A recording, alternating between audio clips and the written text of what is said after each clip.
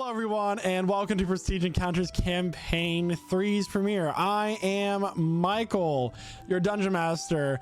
The players are currently waving, but nobody can see them at the moment. And we have a really exciting story that we're so happy to bring to you today. But before we get to all that, we do have a few announcements to get through. First and foremost, a lot of the music you'll be hearing tonight is brought to you by Midnight Syndicate.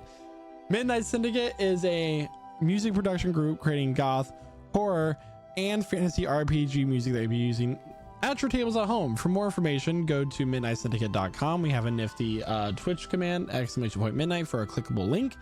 You can also find their music videos on YouTube, listen to their music on Spotify, Apple Music, and even ask your Amazon Alexa device play Midnight Syndicate right now. All of the character artwork for this campaign has been made by Jeremiah, who's also known as Slimy Rice, who will be a cast member in this campaign as well. For his commission information, join our Discord by using the command !Discord or lichsouls.com/Discord. And you'll be able to see if he's available for a commission for this amazing character art that you're going to see for this campaign.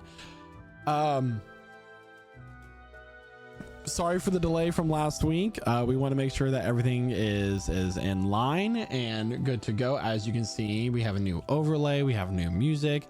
There are over 20 new emotes for subscribers to use and even followers to be using as well, including emotes for our characters.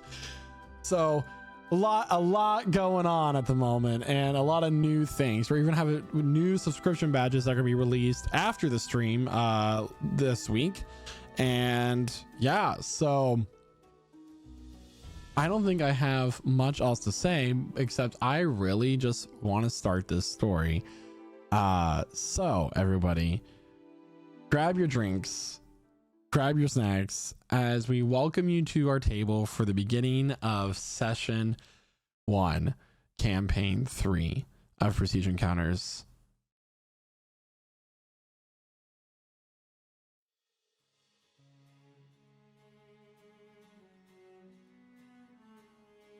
Welcome to Inoeolyn, a continent in the world of Zona to the southwest of Mernwyn. 56 years have passed since the events of the Seekers and their clash against Zona Skade and the freeing of the Flame of Creation. We find ourselves in a world where magic was cut off from most creatures for 9 years, and along with it, many barriers, communication methods, and transportation methods were no longer usable. This caused the world to rely on invention and steam to make their daily lives accessible and civilization to go on. For many parts of the world, it was cataclysmic. Civilization lost one of their most reliable methods of daily life and safety for nearly a decade. The gods no longer walked the mortal plane among the mortals as they once did, as a result of the edicts of Casimir. Kingdoms and empires fell, and mortals found refuge in cities, leaving the rest of the lands to be ravaged by all manner of beasts and hazards. Inoeolyn is no exception to the danger. From the western coast, where the collection of city-states known as Solveria is to the Dorganol Kingdom to the north and the country of Drellwarm to the south, and the Sangesian Empire where the dead rule over the living. However, our campaign begins to the north of Illnerya, a mega city with the Brilliant Forest to its north. 3 companions are currently venturing through the Brilliant Forest after learning of a sort of trap that new visitors to the city have been sent to in order to be sold off to the Sangesian Empire to live as thralls for the undead overlords that rule there. First, we have Jeremiah. Would you like to describe your character? All right. Standing there is a very handsome 5'4", 5'6" if you include his horns, purple tiefling man who has beautiful purple skin, and he dons a golden and teal mask with these great eyes and these very intimidating teeth. He's heavily scarred and very muscular. He has a very large black mane of hair and a long, thick tail that comes out of the base of his back. He walks with almost a like. He looks like he walks like he's bigger than he is by like a lot. Like he's walking like he's 8 feet tall, pushing everybody through. But you know, it's a tiny guy. But that's just the force of his personality. His name is Diablo Dorado. You can just call him Diablo. But yeah, he's ready to get into this business. Walking alongside him is another man, Quentin. Would you like to describe your character? Boy, would I. So walking next to sorry. Woo, excuse me. Yes, walking next to him, you see standing at about 6 foot, 6'1", depending on whatever day you measure him. With this flowing whitish blonde hair. He very, very pale skinned, but almost pale to the point that he appears dead almost. Also has a slight stubble.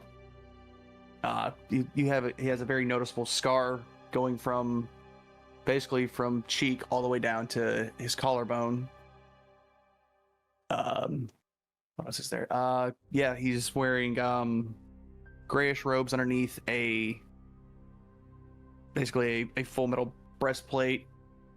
Arms are also covered in metal as well with armor. He wears a black cloak with a brooch on it that has a symbol of a candle holder holding a lit candle surrounded by mist. And he carries a unique longsword that doesn't have a tip to it. And his name is Renatus. And finally, a female character as well. Guy, would you like to describe your character? That is right. So walking with the group is a 5'9" half elven woman. She has beautiful long black hair, violet eyes, very pale skin, dressed all in red and black, everything very elaborate. Honestly, the way she moves is very elegant, even when she's just walking alongside them. Every step is a little too long, a little too graceful, like she's considering everything she does. Listening to the two of them talk, or not potentially talk in Renatus's case, gently fanning herself with a black and red fan. Despite this, she's got what looks like a large case on her back, kind of in the shape of a guitar, which may not be an instrument that everyone would be familiar in this setting. And, you know, a couple implements here and there, but everything she's wearing, while elegant, does seem to be meant for traveling on the road, despite its beauty. This is Valérie Jocelyn Allard. Good luck saying that. Okay, Val. So, these three companions are walking through the Brilliant Forest after defeating an ambush that was planned for unsuspecting adventurers looking for coin. The rumor was that there was this halfling man that was sending people to rescue his wife that was up in her cart gathering herbs and supplies for their shop. Little do they know, it was actually a front where it was an ambush, and these three people defeated these three bandits and managed to learn of the location of their encampment, where they're now heading. What would you like to do? Diablo looks towards his two companions. Oh man, you see how I put the hurt on them? I beat that man so bad in his face, he was crying for his mommy. He was like, mommy! Mommy! I was gonna say it's a magnifique. I think he might have like turned his chest inside a little bit though. Is he going to be okay? No, he'll be fine.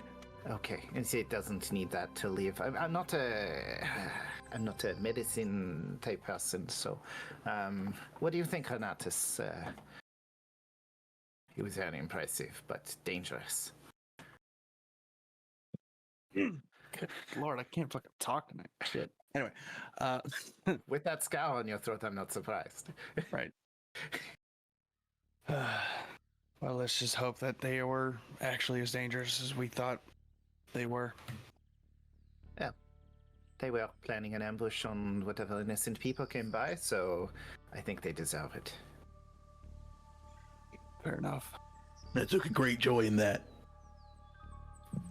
Yes, you do love to, as they say, take the bull by the horns and take the challenge on head first.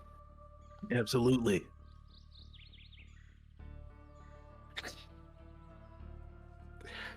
You notice that up ahead there is a flickering light of a campfire as the sun is at the point where it's starting to set for the day. You crouch low and you begin to approach. For the first roll of the campaign, who would like to make a perception check? Mon Dieu. All right, so Valerie, could you make a perception check, please, with advantage? Perception. Let's see if this is any good. She's not super good at this. She might be distracted, but we shall find out. It's also my first time rolling this way, so at advantage 21. 21. You see that there are 4 tents and 4 figures around a campfire. Off to the side are 2 horse-drawn carts where there are a collection of people that appear to be bound at the hands and feet between you and these tents. And we're going to put a pause on that trio and move on to our other 3 characters. The first is going to be Caleb. Would you like to describe your character, please?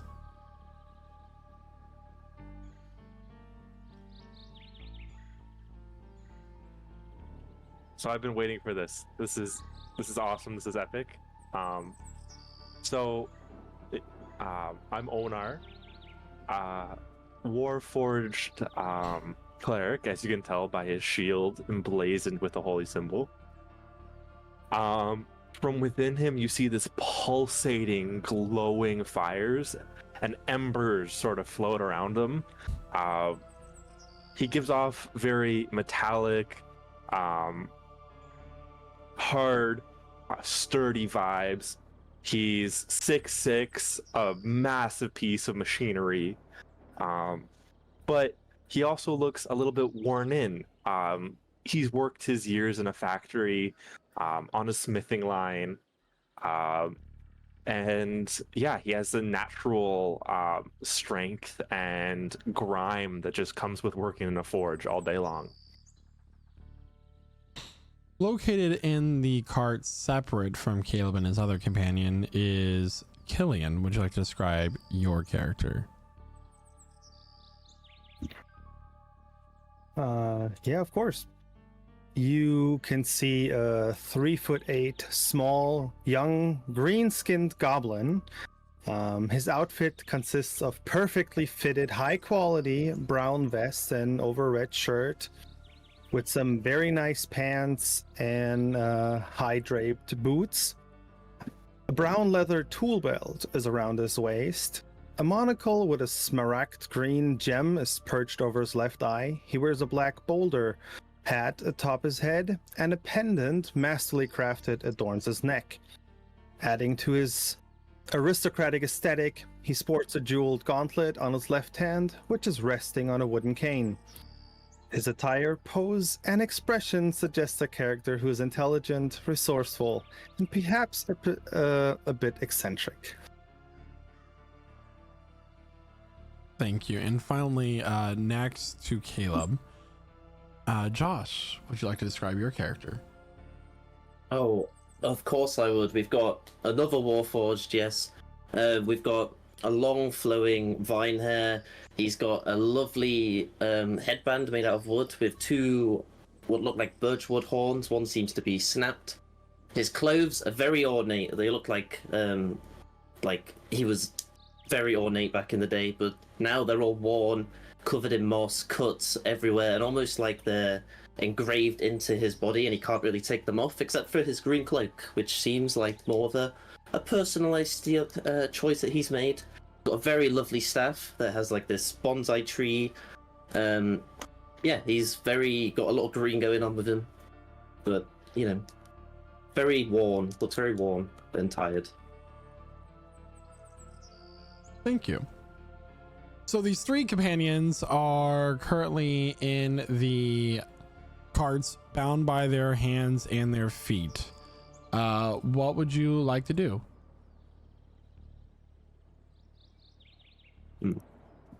My friends, I think we have been caught.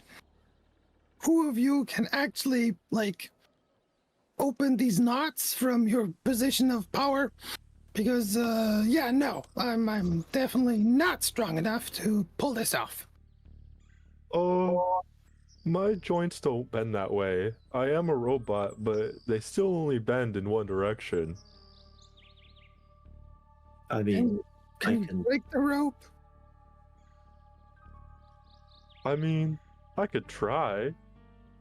Yeah, and Ornar's just gonna try and like snap the rope that's holding his wrist together. Make a strength check with disadvantage, please.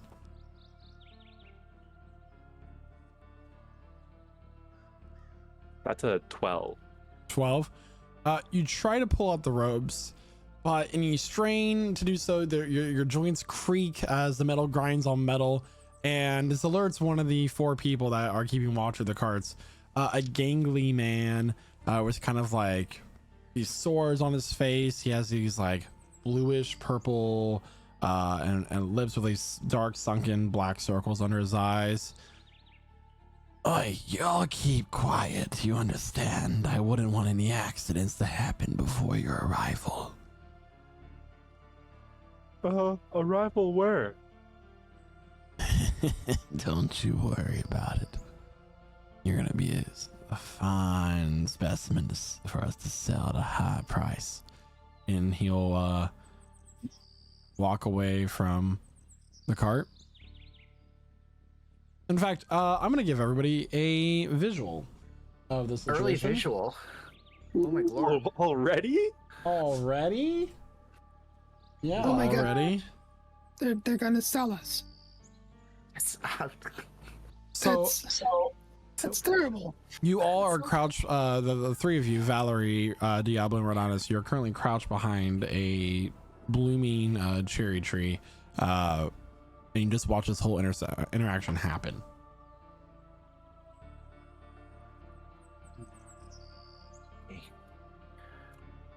So, I think we should try to be quiet, but I think those people are in danger. We should probably try to save them. There's some interesting looking folk. Yes, very interesting. I have a thought, but depends on Renatus. Do you have any like special strategy here? I may have an idea or two. Good. I can make it very quiet over there. It would be helpful if we were freeing them. Or I can make it quiet where the people are and they can't hear anything there, so just an option. Little magic on the side, huh?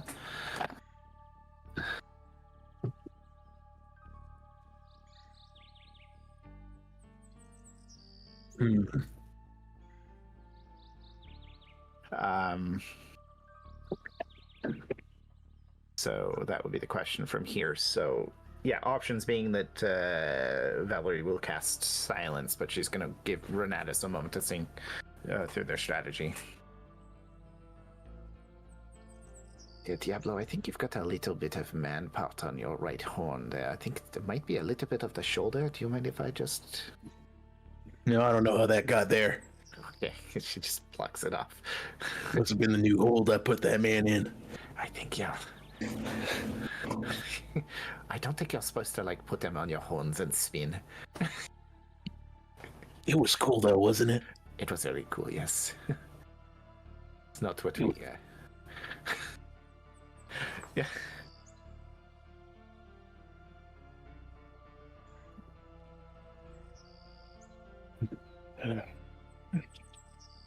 Rom, Yes, Decker. I know that ugly man said we're supposed to be quiet, but you got an idea on how we get out of here? Well, I have a few coins left over from our journeys. I'm sure money will speak to them. That seems to be their language. Yeah, but they're trying to sell us off, so they're trying to make a lot of coin. And remember my status, they will probably get some. Unless my people blow him up. I would, yes. Do you have coin equal to all three of us? Like, could you just buy us from them? I'm not sure I have that much. You seem like you would go for quite a lot. They might need someone who has a lot of strength, so probably not, but I'm sure I could get Daka. He's quite a small little nifty fellow. It's an interesting strategy. Yeah, see if we can sell Daka for cheap. That's quite rude, Sarly. So Well, they're not gonna need you with them. You know, you're not very strong, Daka. You're good at blowing things up, but not punching You're breaking things. my heart. this is starting So off. he's- Well, maybe you should use some of that nifty magic you've got. Yeah, well, a That's true. fireball would free us, no? Well, I have it in my possession, but I don't have the energy stored yet to pull it off. But I thought all mages made boom. Yeah, I got the smaller version, but I really don't want to hurt you just by blowing off your hands. Oh, I got something else. Horner's gonna tink his metal. Ting, ting. You won't scratch me. Like, hey, wait. And I'll touch one of the gems on my gauntlet with my nose, just tap it, Go like, hand appear. and this spectral hand just shows up. So if I get out my own dagger and like put it right in front of me, and then I can like try to like cut it open. As the strategizing is happening, what are the other three people doing? So while Renatus is analyzing the combat strategy, as he is very experienced, Diablo's just kind of like shaking there, like a hungry dog looking at the at the four people. Okay, this is good. I have a feeling you're just going to go for it. So I can cast silence on them. I don't know what Renatus is going to do, but you know. All right. I was gonna say, why don't you two do what you do best? Go put a show on for them. I'll distract them, and I'll go after their captives. Okay. So yeah, Valerie's gonna cast. Question, because she's gonna ask quickly. Do you think it's better to silence them or to silence the people we're going to save? Because we're gonna make some noise saving the people, but they might notice if they can't hear the fire or they're themselves talking. So. Silence the people we're gonna save. We're gonna put on a show, like Renatus said. Okay, yeah, so Valerie will cast silence on the carts with the two people, which is a 20-foot area. Okay. All right. So Centered on that. listen, I'm gonna go back. Yeah, I will also mention a detail that I forgot to mention about Diablo. He is also carrying a guitar on his back, just like Val. Yeah.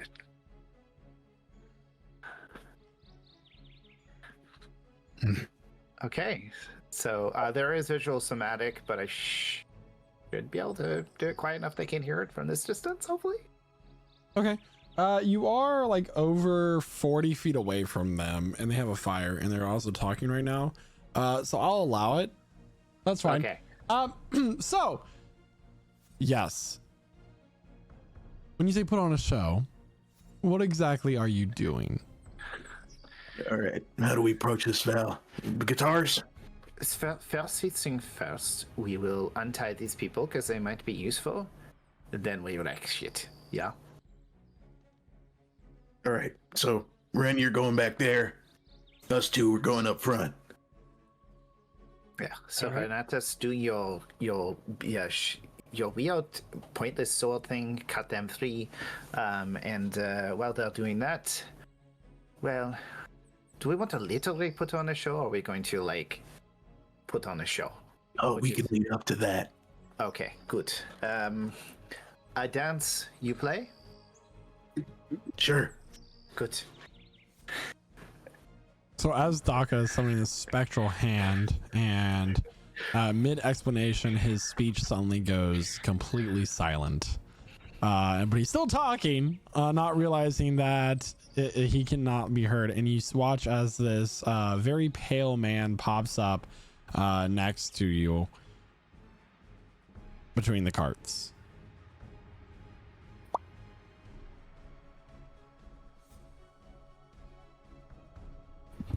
What are y'all doing?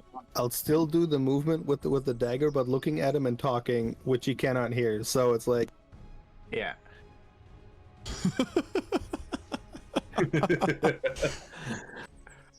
Renatus is gonna hold out his hand, like gesturing toward the dagger. All right, and within seconds, you all are freed from your bonds and able to retrieve your gear. We're gonna go ahead and go back over to Diablo and Valerie. Diablo pulls around the guitar, stands up, and he limbers up, stretching really quick, and he cracks his knuckles, prepares his playing hands. Yeah. Valerie will pull out two fans. One which is a smaller cloth fan, and the other one she's going to keep closed for now. But she does slide a latch on it as she moves, and she's going to prepare to dance to the music to distract and incidentally provide bardic inspiration to Diablo as she goes.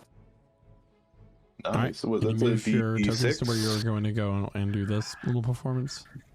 I don't think I can move this token. You should be Yeah. able to.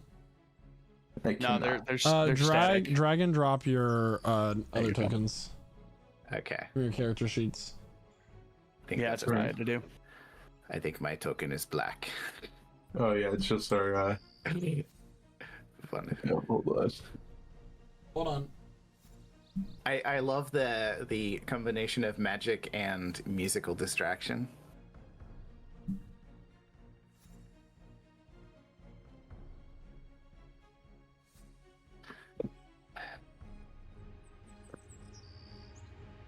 Bardic inspiration.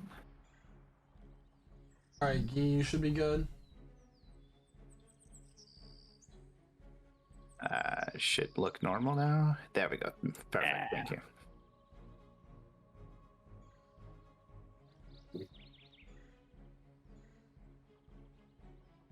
Jeremiah, you should be good now. All right, hold on. Yes, sir, I am. All right. All right. This is a dual performance check, technically. I will need performance checks from the two of you. Sorry. Okay. Right, separately. Yep. Okay. All right. Yeah. So he's playing. I don't know what style of music is Diablo playing. He's gonna do like a just kind of like soft, like comfortable ballad, like Spanish guitar style, finger style. Okay. So her dance is going to be kind of. Normally she does a faster pace, but she'll do kind of a more sultry fan dance. With one hand, she's holding this larger fan in her backhand. Yeah, he just like boom doom doom doom boom doom doom doom boom doom doom doom, like that type of thing. Yeah, I rolled a 26. I rolled a 20. All right. So as you start performing this, the four people just stand up and they're like, "What what is that music? And the one of the more burly men is like, there's a woman dancing in our camp right now. She's pretty. I will point out. Sorry.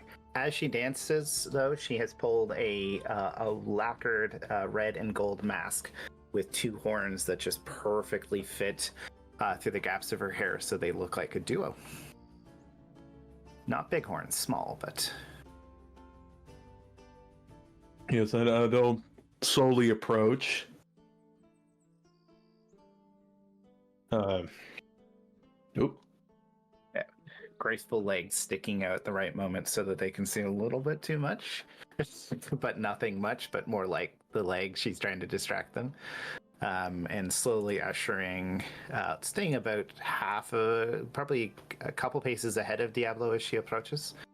One moment she goes there and she blows a kiss through the fan at the one marked red.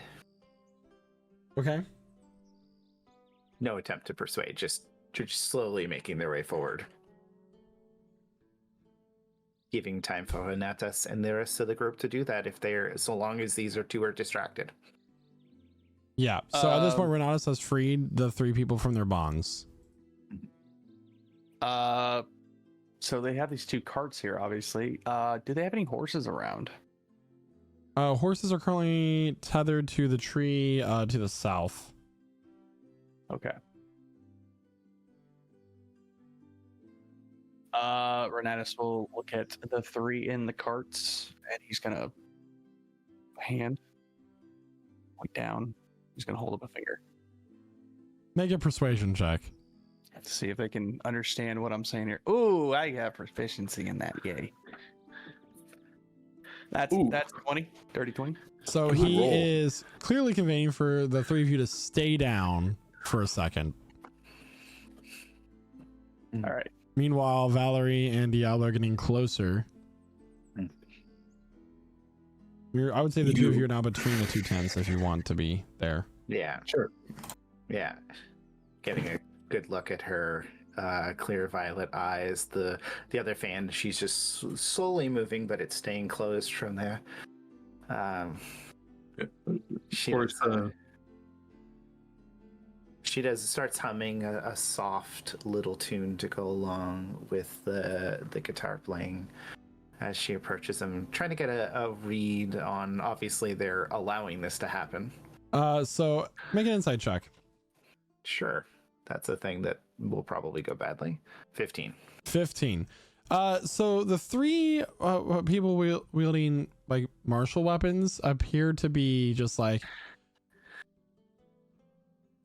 enthralled, but also like, what is going on at the moment? And then the one with like these kind of like purplish lips with these black circles under his eyes starts to pull out a wand.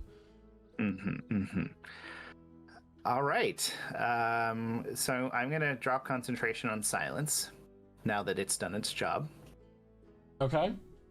As a free action. And she gives a quick glance at Diablo, winks, and she snaps her fabric fan closed and flicks the much larger, heavier metal fan with the serrated edge and slashes at the red enemy. All right, go ahead and roll to attack, and everybody can roll for initiative at this point. All right. I'm a crazy person. I want the first initiative, guys. Oh, hold on, let me get initiative up. That's a 9. Oh, there it is. 7. I already rolled. Okay. So yes, this is a custom weapon.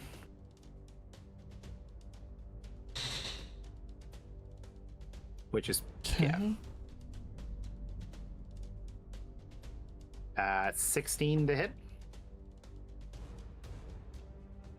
16 hits. Okay, so that does 9 piercing damage, and I'm going to use... I don't know how many bardic inspirations I have. I'm going to use 1 use of psychic blades, and I'm going to add 2d6 psychic damage to that attack. What size is your bardic inspiration? Is it D6? Sorry, been a while. It's been a while. I believe it is D6 Yeah, at level. 1d6 at this level, yes. Okay. I can add it to checks, right? Yes, you can use it for whatever you want.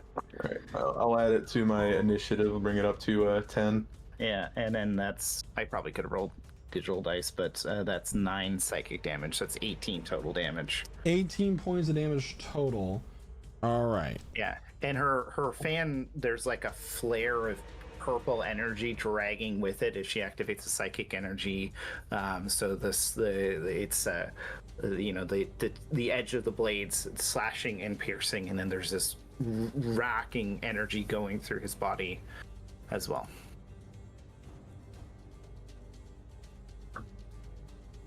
First sessions with a new character are always fun. So you said 18 points of damage total? 18 total, yeah. 9 piercing and 9 psychic. Okay. All right. And with that, is everybody on the initiative board? I need to fix it real quick. I don't see Renatus on the initiative. I just said that because I had rolled it before you brought up the code. So all you do is roll again and change the number. Oh. Too fast with it.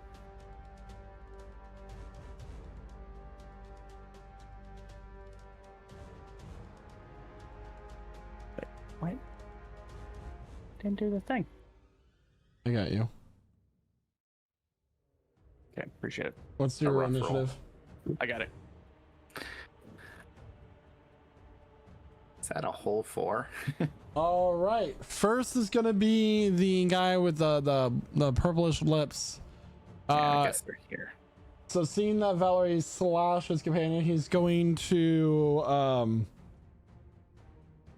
look around what's going on here, and he is going to cast. He's gonna go invisible. Oh god. We're too low level for me to have counterspell. All right, and then next up is the guy right here marked blue. He is going for a bonus action. He is going to rage. Oh god. And he's gonna run up, and with his great axe, he's gonna attack Diablo. You've chosen wisely. That will be a 7 to hit. So he slashes with his great axe, but Diablo is too nimble and dodges out of the way of this slashing attack. And with that, that is now Valerie's turn. All right. So how does this guy look that she just hit? He looks similar to the guy who just attacked Diablo. Burly, strong, carries a great axe. How hurt does he look? Sorry. Oh, sorry. He got injured, but he's not like on death's door. Okay. So yeah, let's do it again. I'll play with your heart. Get lost in the game. Oh, 19. 19 hits. All right, so it's 9. Then I'm going to. What type of damage? This is piercing. So that will be halved to 4. Oh, it is halved. Okay. And then I'm gonna hit him with the psychic again. Oh wait, so so no, that's not half for him yet. He's not raging. Yeah. So it'll be 9. Yeah. So it's 17 total damage, 8 psychic, 9 piercing. All right. Good first couple damage rounds. So that's her attack. Pardon, just looking at my things, going to see if I have anything cool I can do. Alice. Sorry. Does swearing in French count as swearing? You can swear. Yeah, the only thing I'm getting used to with this is bonus action spells, but that's okay. I think I don't have that many, so just have healing word. So we're going to have to leave it at that. So we're not going to risk opportunity attack. So she's going to stand there, but she's going to move here, so she's closer to Diablo. All right, Daka, it's now your turn. Well, first I'm gonna look at the stranger, go like, Thanks. Hey guys, they're helping us. and then I'll point at what was it? The one with the red dot. Pick one of the gemstones out of my gauntlet and just throw it upwards, point at him, and go, Fly, you imbecile. cast levitate on him, or at least I try. So that's a con saving throw against 15. Okay. And which one is this? The one. The red one. All right. The one marked red for Constitution. 17. Well, in that case, he just jumps a little bit and comes back down. Same as my gem, so I collect it again, put it back in. Shit, that didn't work. And then I'll jump off the cart, like right in front, and hide. Okay. You want me to do a stealth check now, or are they going to do Do you passive have insight? hide as a bonus against the action? account? Yeah, hide as a bonus action. Goblin. Yeah, you need to roll stealth for that. Yeah, okay, so we're doing it right now. Yep. Perfect. 20. You hide. And that ends my turn. All right. It is now this one's turn. Now he's going to rage, and he's going to go after Valerie for an attack with his great axe. That hurt. And he's going to slash with his great axe. That is going to be a 17 to hit, Val.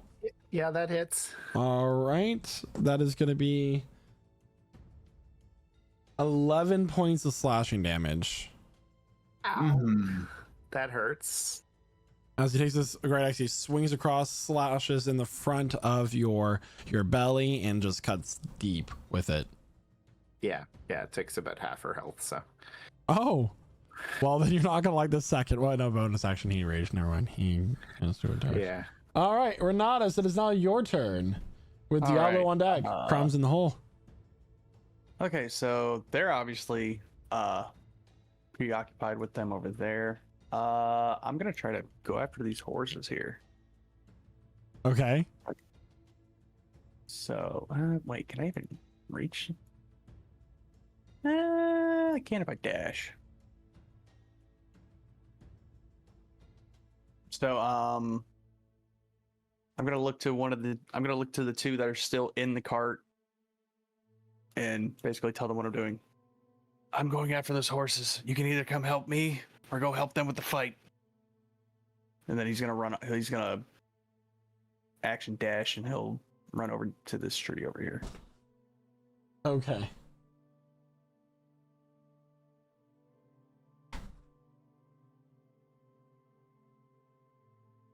Horse. Hans. Horse. There's the two horses. Cool. Anything else for your turn? No, that's. I'm just gonna start trying to untie the horses. All right. Diablo, is that your turn? Crumbs on deck? Ornar's in the hole. Okay, which one attacked Val? The one marked red. Okay. So Diablo is gonna... He's gonna move over here using 15 feet of his movement. And he's gonna, after doing a little split to dodge that axe from Mr. Blue, he's gonna look at the red one. He's like, "Oh, you cannot your tail, you candy ass son of a bitch!" And then he's gonna take a swing. Not prepared. Woo.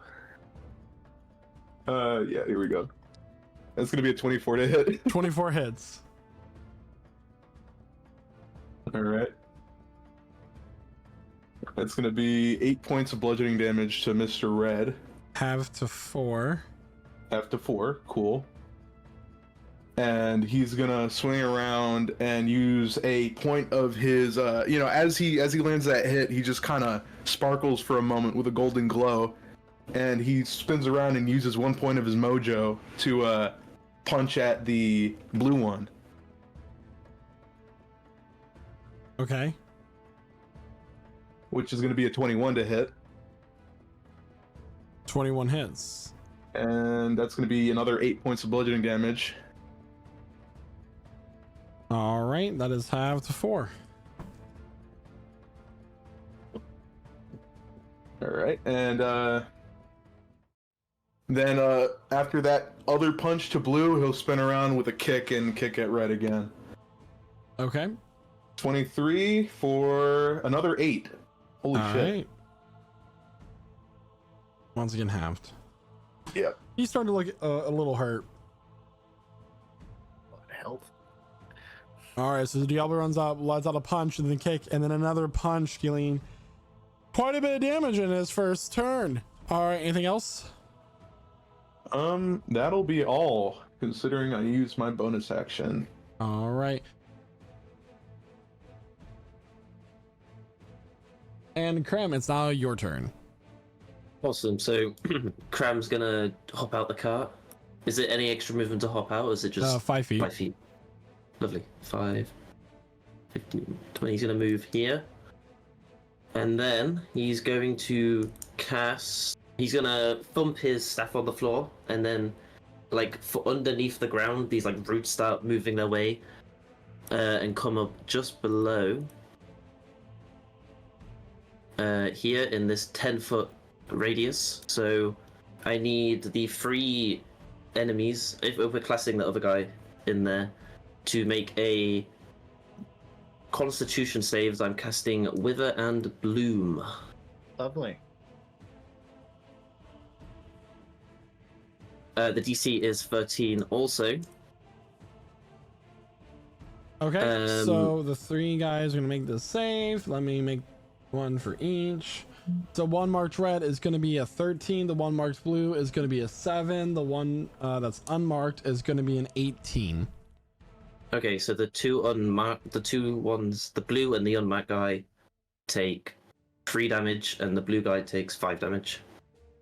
All right. And then Valerie is going to, if they choose to, use one of their hit dice and then heal that amount of health.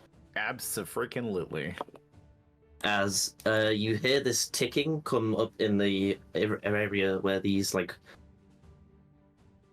this vegetation starts to die and then regrow really quickly.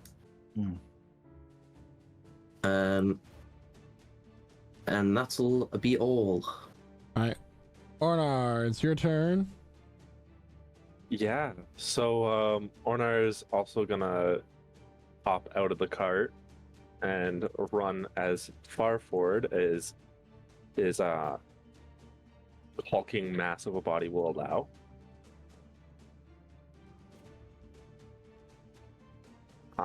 And when he gets to there, he's then gonna cast Spiritual Weapon and attack the red guy.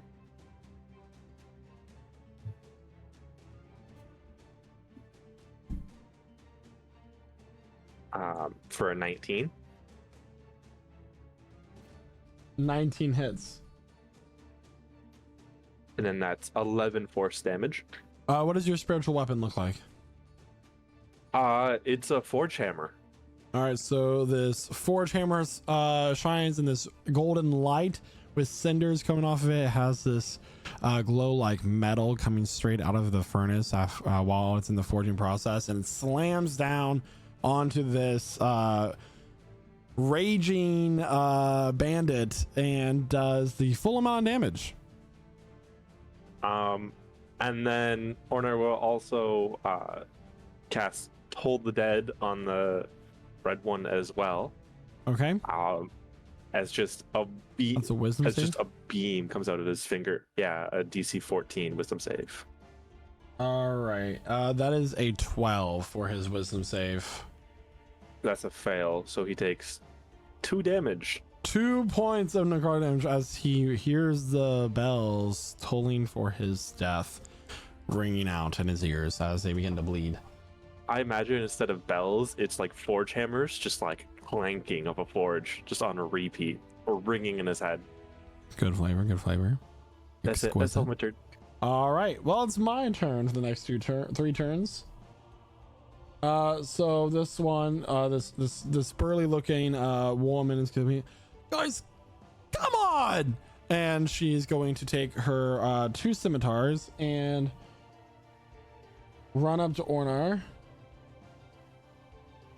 seeing him as a threat at the moment, and she is going to attack. Attack of opportunity. Yeah, you would get one. All right. It could have been path to where you wouldn't, but I'll let it. All right. Yay. Okay, here we go. Gonna be a natural 20. Roll for the natural 20. That is a total of 9 points of bludgeoning damage. 9 points of bludgeoning damage on the seemingly captain here. All right. Just Diablo just kind of gives like a backwards elbow as she walks by. Okay. So as she runs up with her scimitars, she's going to go to attack.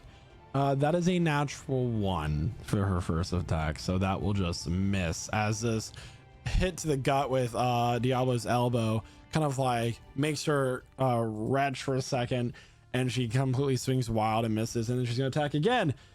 This one will be a little bit higher. 22 to hit. A 22 does hit. Okay, I need you to make a Constitution saving throw, please. Oh, great. That's a 13. Just as a random question, but how does poison affect Warforged? Are you immune? I believe I am immune because I technically count. No, you're resistant to poison, but you have advantage on the saving throw. So you do get advantage against that. So on that con save, I would have got advantage. Yeah.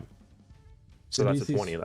20. Okay, so you will succeed against that, and take half of the half. So as you notice that her scimitars are coated with this viscous black liquid. All right, so there is the slashing damage, which you'll take 7 of, and then you'll take a quarter of 21, so 5. So a total of 12 points of damage from this one attack.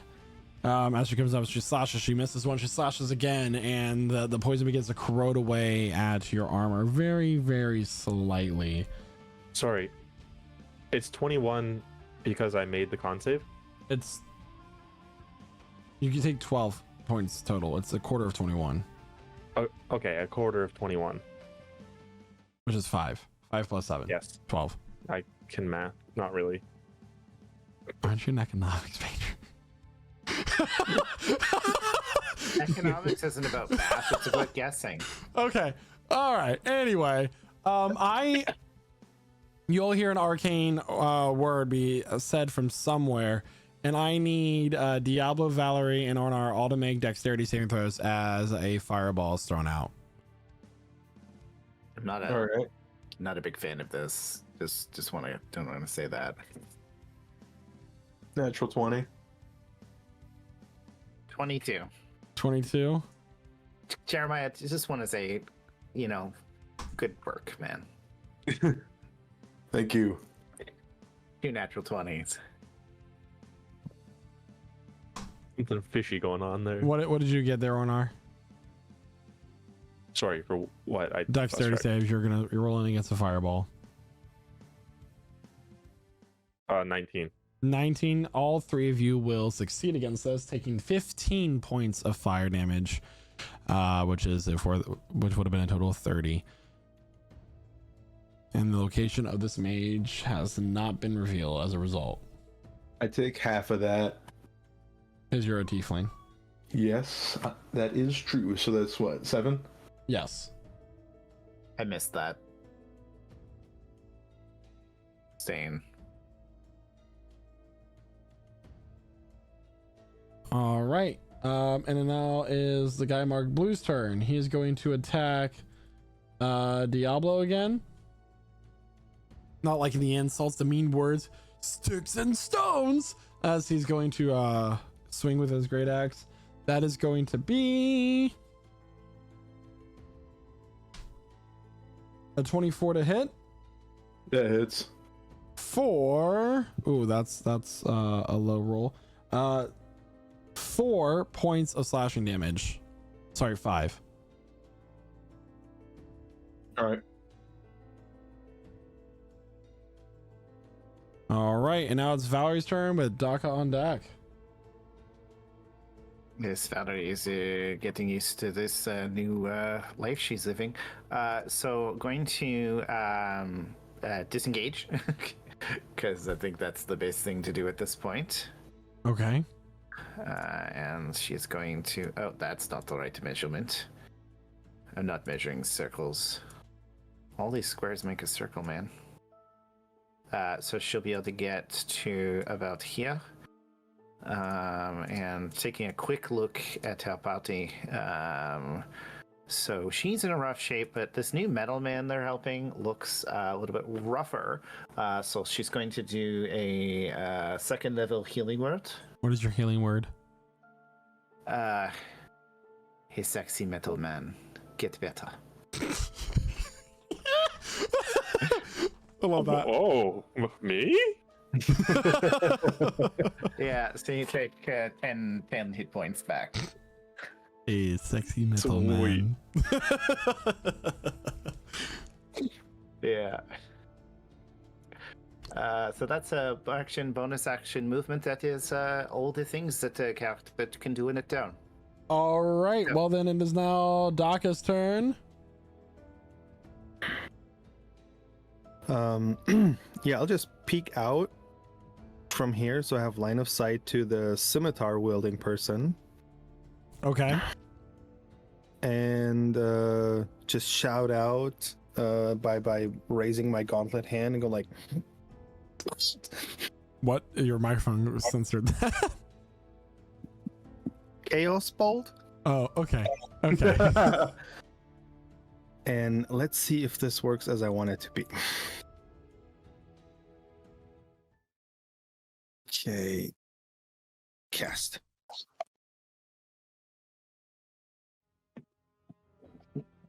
And I choose Thunder.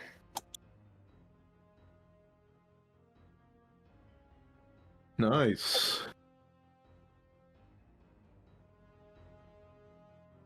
So what's the damage total? 14. 14 thunder points as this bolt of thunder's energy slams into the captain's chest, and she gets hurled back and staggers for just a moment. She's already taken quite a bit. All right. And then I'll run up here and hide behind the other card. All right, go ahead and roll for stealth, and now it's the guy marked red's turn. He's gonna attack Diablo again. Diablo does an 11 hit. Nope. So he swings with his axe. He just got hit with this giant spectral hammer. He's not having too fun of a time. He slams. Well, how do you dodge this attack? He just kind of like slickly just moves out the way and hits a pose. It's not Renatus' turn with Diablo on deck. Rams in the hole. All right. Cool. Yeah. So how goes the untying of horses over here? Interacting with an object. Yep, you're done with your reaction. All right. I'm going to hop up on the back of one of them, still holding the reins of the other one, and I'm going to lead them over to the carts. All right. Daka is currently hiding between the carts. You're unable to get both horses in position there, but yes, you have your horse. Cool. Oop. Wait. So wait, is Daka actually invisible, or No, he's is hiding. he just kind of? Oh, He's hiding. I mean, I could clearly see him, can't I? If I'm standing at this right point, there. yes, you can see him. Okay. Okay, I'm gonna point to him and be like, "If you're done hiding, I need you to hook that horse up to that cart." You see, I'm terrified. All right. Cool. How much movement- Diablo, it's not your never turn. mind. So the blue one hit me, Yep. but did really bad, like did bad damage, and the red one missed. Yeah, Right. yeah, right. Okay. So Diablo looks between them. It's like, you sure you guys are supposed to be the muscle? You two are soft as baby shit. And he's just gonna lay into the red one. That's gonna be a 23 for 6 points of bludgeoning damage. All right, that one's looking real hurt. And once again, he will, kind of quick on his feet, dancing a little bit as he's throwing out these attacks. He'll use another point of his mojo and make another attack against the red one, which is a natural one, unfortunately. You missed, but you do get that one hit off. One marked red. He just whoop, and then he spins around using that momentum to give a nice left hook to the blue one, Okay. which is a 23 Hits. for 8 points again, half to 4. Yep. All right. And that'll be his turn, yeah. Cram, it's not your turn. Ornar's on deck. Okay, Cram is gonna snap one of the twigs off his off of the bonsai part of his staff, snap his fingers, and it turns into a little firebolt, which he's going to lob at this one marked blue Okay. for a 21. 21 hits. Lovely, and then as it's flying, he's going to snap his fingers again, and then from the inside, it slowly changes to green as he's going to use Transmutate spell to poison.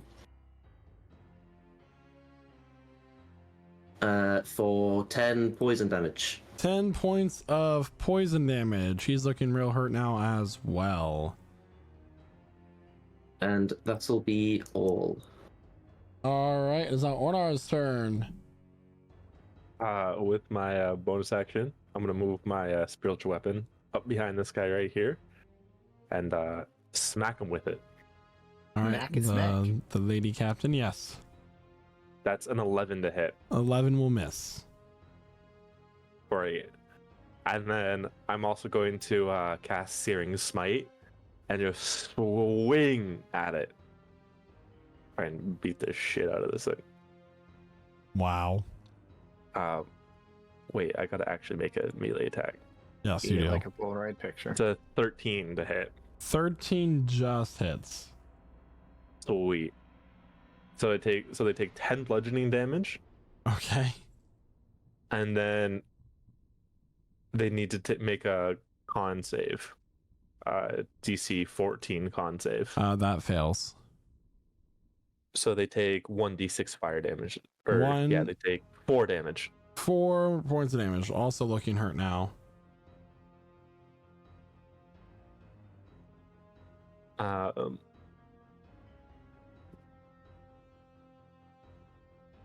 There's Yeah, 3d6 at the psychic start of damage.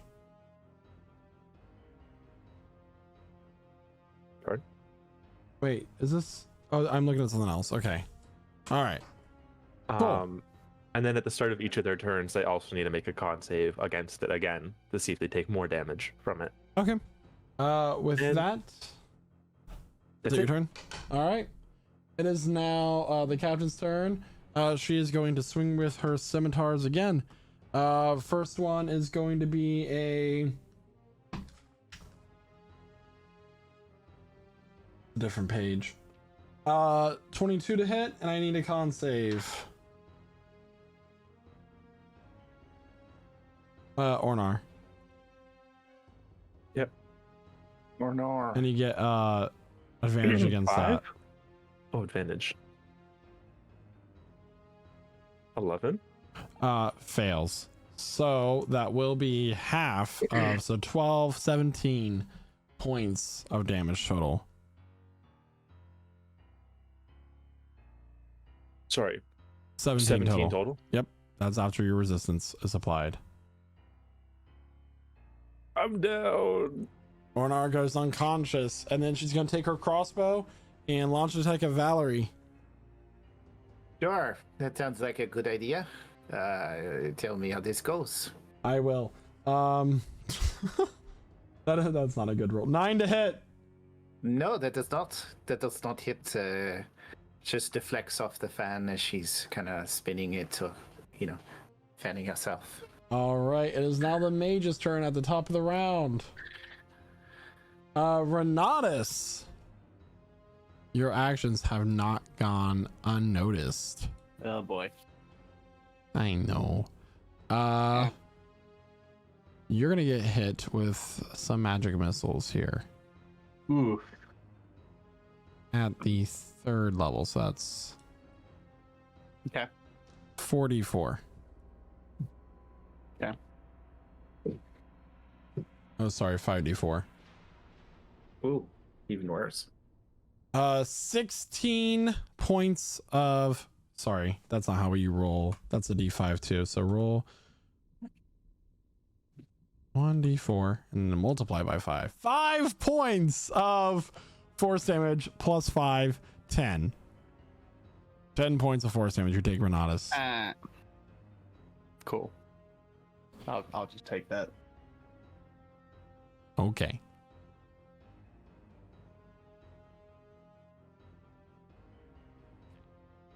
All right, and that is the end of the mage's turn. It is now the one mark blue's turn. He's gonna go after Diablo with his great axe, a natural 1. All right. And that will miss. So there's that. That's his turn. It's not Valerie's turn. So Valerie is going to use a 1st level healing word on the big metal sexy man, and going to try to bring him back. Okay. So it's going to be this. So it's 5 healing back to you. So you are now revived. I do not know the right word. So, sorry. Should I commit? So 5 points of healing back to Ornar. You're currently prone though. Yes. It's going to say from here. She's going to claw a quick glance over at Ornar, who's been hit, saying, "Hey, Renatus, why don't you show them what you're made of? Get off that horse and kick some ass." And she's going to throw a dagger at the one marked blue, I think. Okay. It's a 9. 9 misses. 9 misses. And is going to continue to pull over here by this cart here, wanting a little bit of distance because she's badly hurt. All right, it's now Daka's turn. Renatus is in the hole. Daka, Yeah. Daka. Again, I'll just peek out a little bit. Get away from my friend! Chaos Bolt! Is that the actual like vocal casting for Chaos Bolt, or does he just add it on for flair? That was just flair.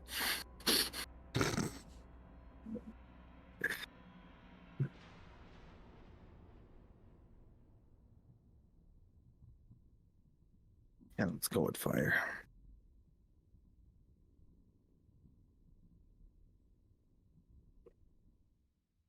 That's 7 fire damage. If a 23 hits. How much? 23? Yep. Yep. It hits. Yes, it would. What's the total? 7. 7. She's looking badly hurt. Badly hurt. Crom, take care! And then I run off behind this tree over here and hide again.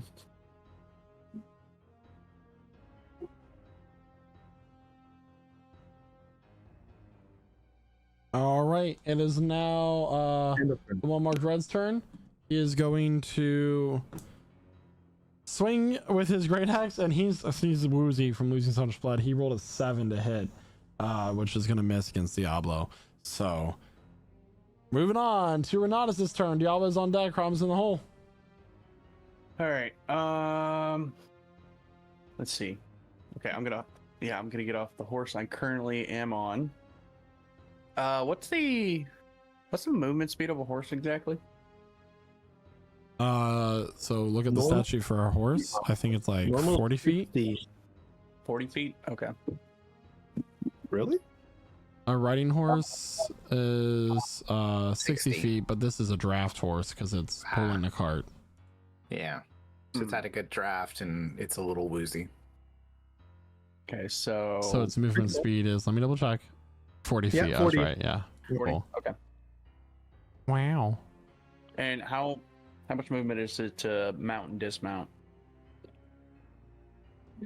It'd be 5, I think. 5? Yeah, that's what I believe. figured. Okay, so I will dismount this horse. That's 5. Dismount this horse. 5, 10 for 15 feet of movement, so 20. Getting up on the second horse that is not attached to the cart yet. And I'm going to use that horse to ride on over right about there.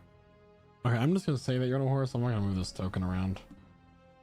Well, you can just keep there for a sec because I'm going to dismount again, Okay. putting me right about there. And what is it? I'm going to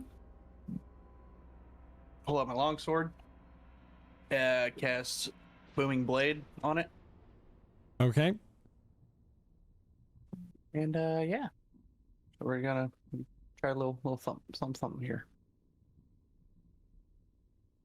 Oh boy. 23. 23 hits. Sweet. That's a cool name for a sword. Executioner's sword. 12 slashing.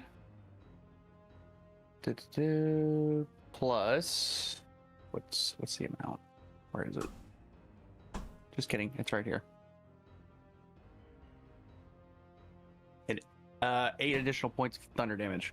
All right. As Renatus runs up and slashes with the sword, he lops the head of the captain clean off its shoulders, and it rolls onto the ground, and the body slumps forward and lands in the dirt. And that'll be my turn. Are you like? Do you love thunder damage? Like... Diablo. It's just convenient. All right. So both of these folks around me look really hurt, right? Yes. Everybody but the mage is looking really hurt. You just don't see the mage. Does either the red or blue one look especially more hurt than the other? They're about equal. Okay.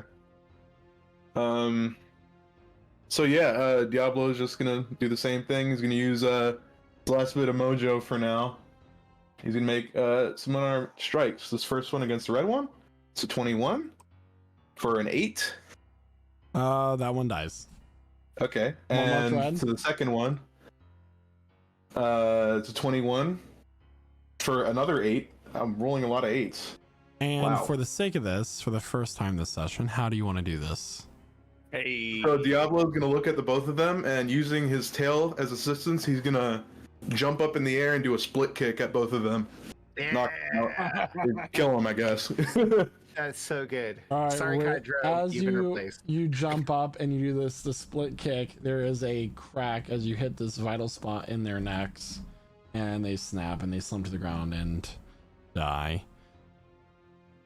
The mage. Where's the mage? Yeah, and I guess for the last bit of Diablo's action, come out, wherever you are. All you guys see is a flash of blue light, and that mage is gone. Great.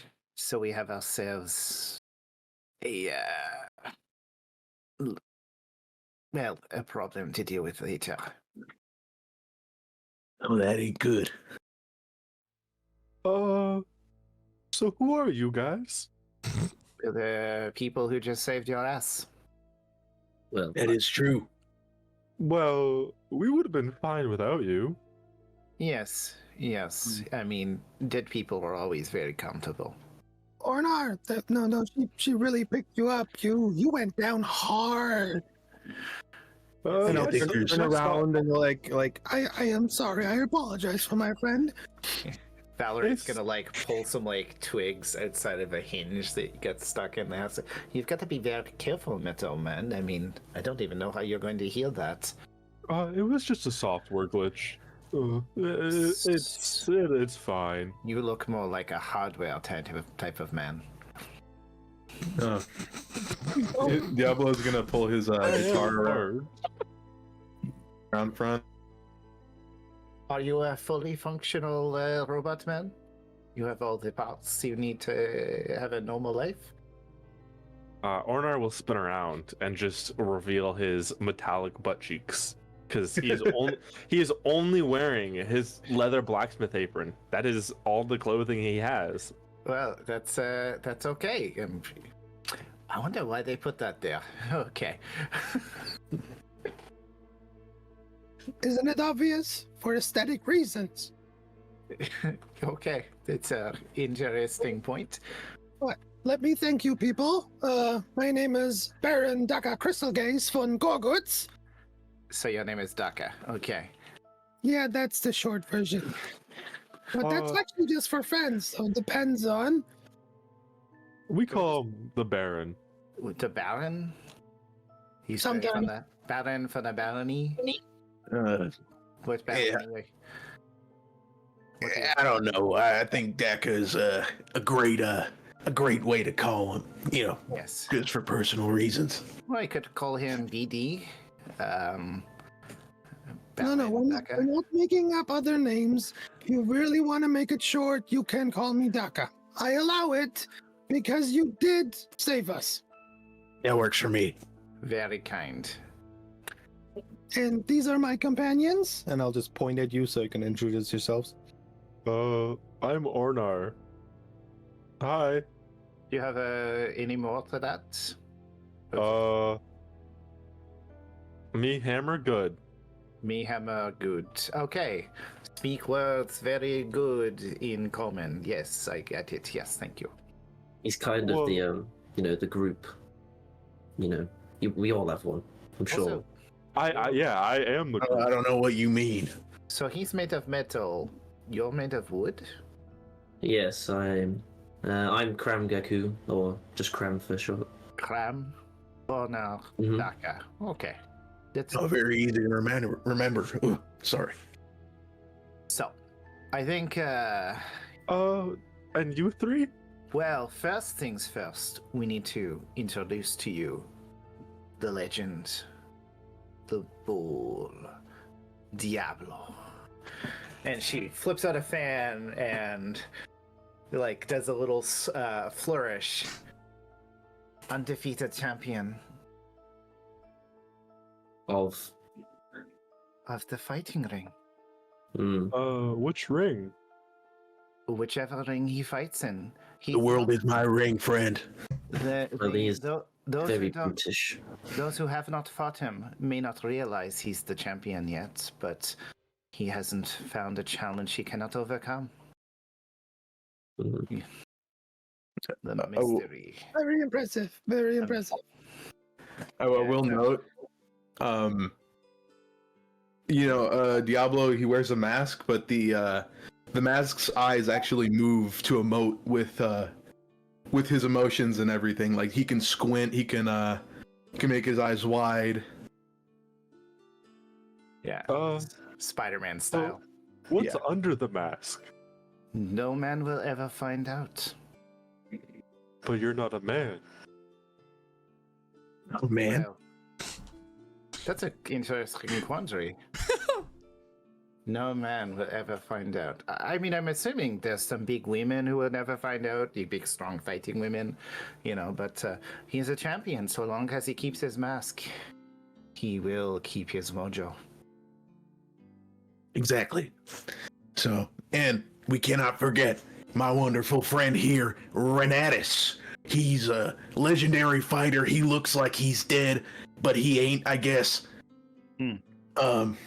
Yes. Yeah, he's super scary. I thought we had to fight him when I first met him, but he's a good guy. Several times I kind of wonder if he made a mistake, but he seems very useful. She winks at him. So legendary, you have to save the horses first. Well, Yeah, he kind of didn't help. I'm pretty Drop sure. that lady's head off. Yeah. Hey, don't you play him down. We were having a little bit of a discussion about whether or not we should escape and whether or not we should fight. And Diablo and I tend to fight, and Renata sometimes thinks a little bit bigger picture. So we weren't sure how much use you were going to be, so... He's the brains. Well, I agree. That was a smart decision. it was. Yes. I apologize. You could not know that I am terrified of horses. Wait, what? Okay. So Okay, wait, also wait, it's not... Let me repeat that in slow. I am terrified of horses. Well, that's a thing we'll have to figure out. I think he fancies himself more a Schnoggle man. Oh, yes, I do like schnoggles. Schnoggles are so much of a superior animal. I do not know what you're talking about.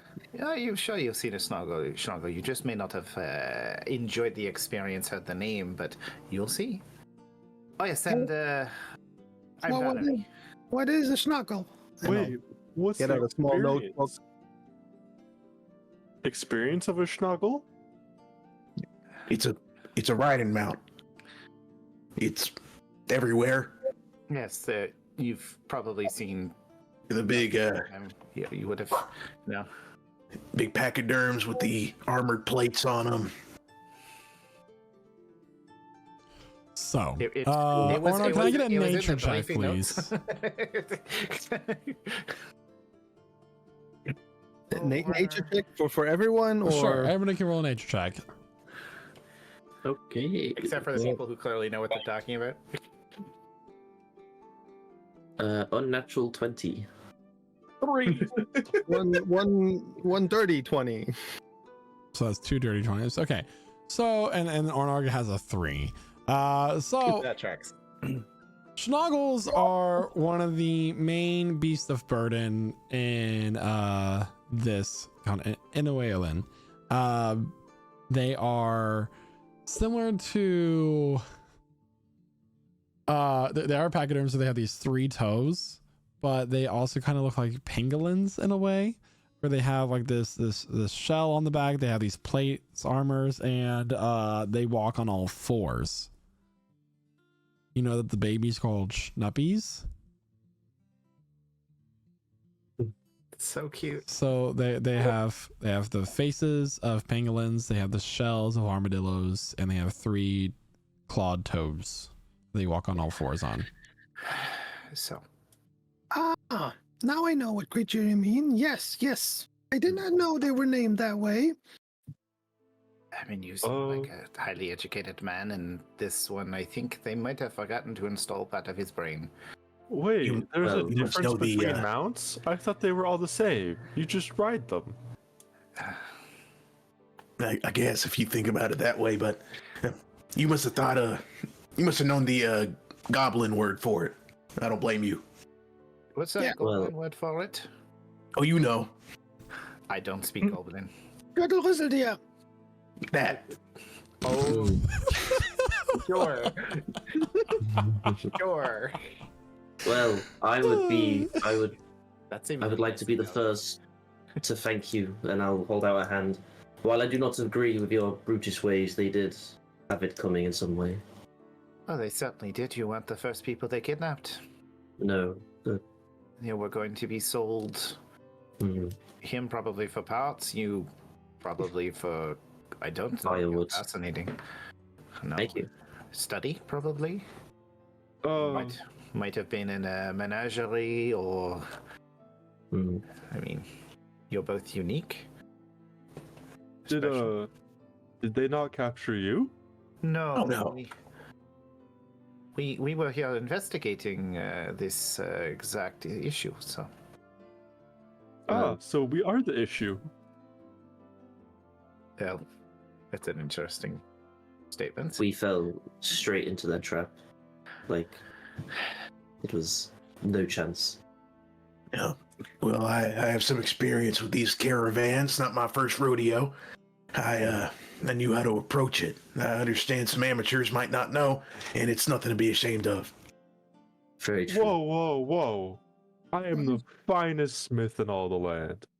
Don't call me an amateur. Everyone has to. You start. didn't know what a schnoggle was. Yes. I he's said not- smith.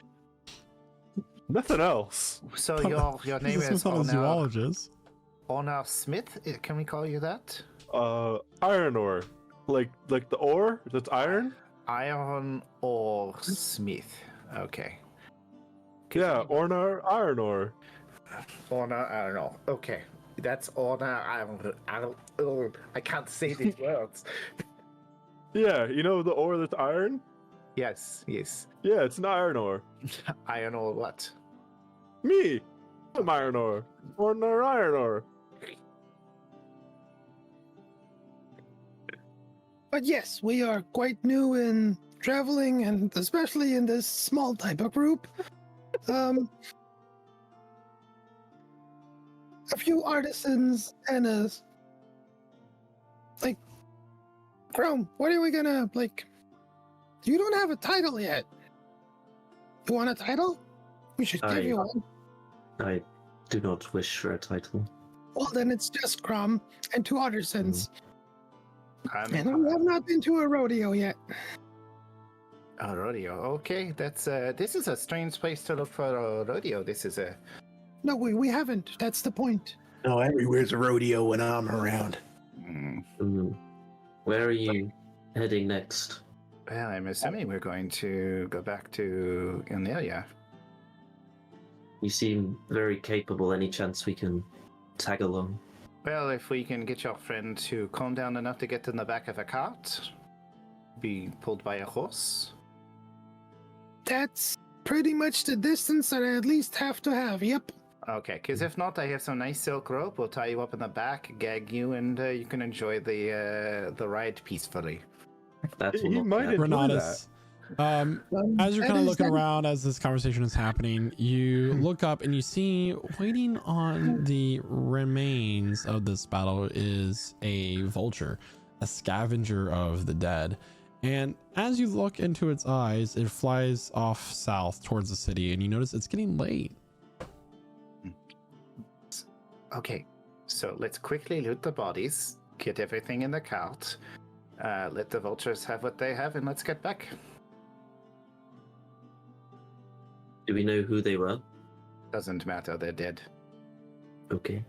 Is that the mannerism that adventurers do to loot bodies? Oh, Is that one really man's actually rich? We have been one- missing out, men. one man's deceased remains is another man's treasure. Yes. Oh, I'd have so much gold by now. And they are kidnappers and savers, so they don't really deserve much respect. So on the bodies, you find a total of 18 silver, 11 gold, and let me roll. And 9 copper. That was a really bad roll. Also 2 great axes, 2 scimitars, and 1 light crossbow. Crumb, can you make a nature check for me? I sure can. For you, that'll be a lovely jubbly 8. 8. So this area had a bunch of flora and berry bushes around.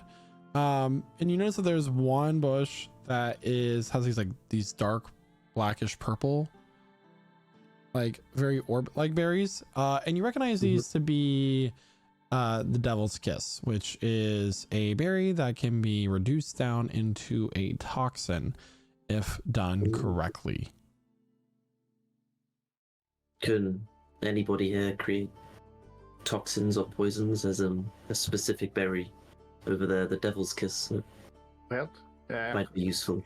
take it and we'll figure it out, huh? Okay. I'll start harvesting this bush. Are there Alright. any You get enough berries identifying for one marks? dose. Oh, sorry. Any identifying marks or letters or orders on these people about, might help us identify who they were working for. You guys already know this. It's just a small group of people that would they have like a what's the type of boat I'm looking for? Like a small drab boat, basically, that like smugglers would use. They would capture people, sail them along the coast, and get them over to the Singasian Empire. Okay. It's just you found the person who has sent people out to the trap to these people that he was working with, and the mage is the only one left that you know of. Okay. So nothing else that might indicate some secret connection or anything. Correct. So okay. So yes, the Veltors would do the rest of the work. Load the weapons up into the cart. If nobody wants it, we can find use for it. And Valerie is going to take the captured coin and put it into a pouch. So we'll divide this up later. Trust me, I'm not going to steal it. Yeah, that's gonna pay for this. And Diablo will swing his guitar around, and you'll notice one of the strings are popped. I might need some steel to fix some of the gaps I have. Yeah. Looks like they may have left a mark in me. And soon enough, the lot of you are on the cart. Who's driving the cart? I'll drive one. All right. And you're heading back to the city of Illnerya to plan what comes next. And that's where we're going to take our mid-session break. So everybody, thank you so much for watching so far. We're going to take a short break to kind of freshen ourselves up, also give you, the audience, the opportunity to freshen up as well, if you so choose. Stick around for our ad videos because we all have made new ones and a lot of them are really funny and I like them. So if you're just now joining us though, I mean, where were you? Like, we're glad to see you, but you're maybe listening to our voices from sometime in the future. But you can definitely find us in all the podcast networks. Wherever you might find your podcasts. Lich Souls also appears every Wednesday on Lich Souls, so we do prestige encounters. Sorry, it's my first time doing this. and the recorded sessions are also available on the podcast network and our YouTube channel the following Tuesday from the live broadcasts. Unless there's a holiday, then that's an extra day additional onto that. Yeah, kind of like how what business days work. That's what I get for trying to be Noah. Or love you, Noah. Adobe Premiere decides to be an idiot. Yeah. So everybody, we'll be right back. Stick around and we'll see you real soon. And welcome back, everyone. So where we last left off, the party was traveling through the Brilliant Forest back to the mega city of Illnerya. It's at this point that the sun has now fully begun to set and the shining light of the city is there in the distance. You are approaching the gate to Wednir, the central section of Illnerya, and the gates of this place are these grand wooden doors that can be raised up and down with a portcullis that is at the front. So you have this kind of area over a moat that goes from the forest to the central section of the city, and the carts are able to be stopped and then over between the portcullis and the gate that is currently half closed. Are you going to drive your carts up? Yeah, yes, we should. I presume there's going to be a toll for the carts, but because we're approaching the city, so I presume there's going to be a toll going in. There will be, to your knowledge. Did we check if there's anything other in the cart? Well, Daka, you're hiding back there. Why don't you check? Maybe secret compartment full of diamonds. I would claim those. They're really good for casting. Yes, that's Make an investigation check, please, Daka. Just want to make sure that we don't have anything illegal on board. Oh, we never checked the cards. Oh. I was going to ask, but I forgot. Now I am. It's an 11. 11. You don't see the cart's pretty bare. It's mostly for transporting people, so there's no like sections where you get like where you put like a chest or anything like that you find. As the carts get pulled up, there are these guards in this kind of reddish leather armor. One of them's holding a pike, and he walks up. Good evening. Good evening. How are you today, this fine evening, Do gentlemen? you have any travel papers? Presumably we have travel papers. You don't. No. All Do I have- right. does- Do you does, mind if we look at the carts? Of course, yes, we just Anything have to the declare? We have a couple recovered weapons in the back, which we are going to sell. But outside of that, not much cargo except for just our companions. All right. Give us just one moment. As he like looking around the car, like taking the shaft of his pike and like tapping the cart in different places. Another one comes up. Kresna Nima, beautiful tonight, eh? Yes, quite lovely. I just say As you look up, and the shining silver and blue moons are high in the sky. Nima is in its waning phase while Kresna is waxing. you having a pleasant evening with the beautiful light of the moons? Oh, this is my first time working night shift at the central gate. It's quite exciting, I would think. Yes, you are quite a brave man, guarding our glorious city from invaders. Which Make a will not persuasion come. check. Yeah, that's what we do.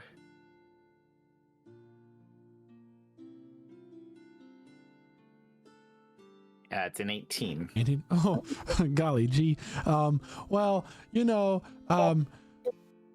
I like to think that's why I joined the Sunkeepers after all, so I can help protect the city. And he like kind of like pushes his shoulders back and like is like, so have you been to the city before? Oh, and her cheeks flush, and she fans herself a little bit. I actually grew up in the city. Sorry, it's people like you have made it feel so safe in this dangerous wide world. Well, one of my favorite places to get a late night snack is the Dragon's Beard. It's right down the street there. And so she faints briefly, resting her head against Diablo's shoulder. Make a performance check. Yeah, that's what we do. 25. 25. So as you do this, the other guard comes around, the other Sunkeeper comes around. All right, you're free to go. And so she presses a kiss against her hand and just gently touches against his cheek, saying, "We are busy tonight, but maybe one night." As Renatus hits the reins and the cartilage is for, he's like stunned for a moment. And as you're just out of reach, getting out of reach, he's like, "Oh wait, can I have your address?" Diablo looks to the new people. This real master at work, huh? Yeah. Yes. No. He is charming, nonetheless, but he will probably die. He? The young boy. Or girl. It's all the same. Why would he die? He's a little too soft for this line of work. Yes. Can't be too distracted by a woman who can blush on command, and she just blushes again, and then it fades. Incredible. You can blush on command. Good to know. You'll notice that while she's doing this, she quickly does what appears to be some what looks like some somatic components to a spell, and then lets it go. It's amazing the things you can learn. So, your magic, you are self-taught, or did you join a proper school? I don't think there are proper schools for being magnificent. Good night, everybody. Hey, ego, self-taught. No, that's I learned performance, but you know, the nature of the music, the performance magic. I mean, these are not something that you learn at a school. These are something you learn from masters who are used to working the street, used to working the world. Magic schools are stodgy, full of books. They teach you skills, but they don't teach you the true essence of beauty. Oh, I they must do say teach, you're like music. No, you could learn to sing. That's beauty. You can learn to sing, but you cannot learn to love the music unless it's already in your heart. So, with that being said, the cart is immediately directed to start heading down to the lower level. But before that happens, you find yourselves the horses, the host clopping along these stone streets that are lined with these flickering oil lamps, street lamps, and these buildings that are made of this stone that is, think very French Quarter in many ways, with statues at the top of them of various creatures that are said to be like protectors of the city, with these beautiful tile roofs and alcoves and architecture that just speaks radiance. The upper level of Illnerya is where the governance of the city takes place, along with the houses of the aristocrats, where these hedges are cut into all manner of shapes, sizes, depictions. Fountains flow as the water kind of like cascades down these marble statues and fixtures, and kind of like has its own sparkle to it as the moonlight catches it. And then you begin to move down to the next level, where the stalls and markets are now closed for the evening. They're covered with tarps that are tied down very tautly, along with storefronts as well. It's out here that you need to make a decision. Are you going to take a lift to go down to a lower level of the Wednir central section?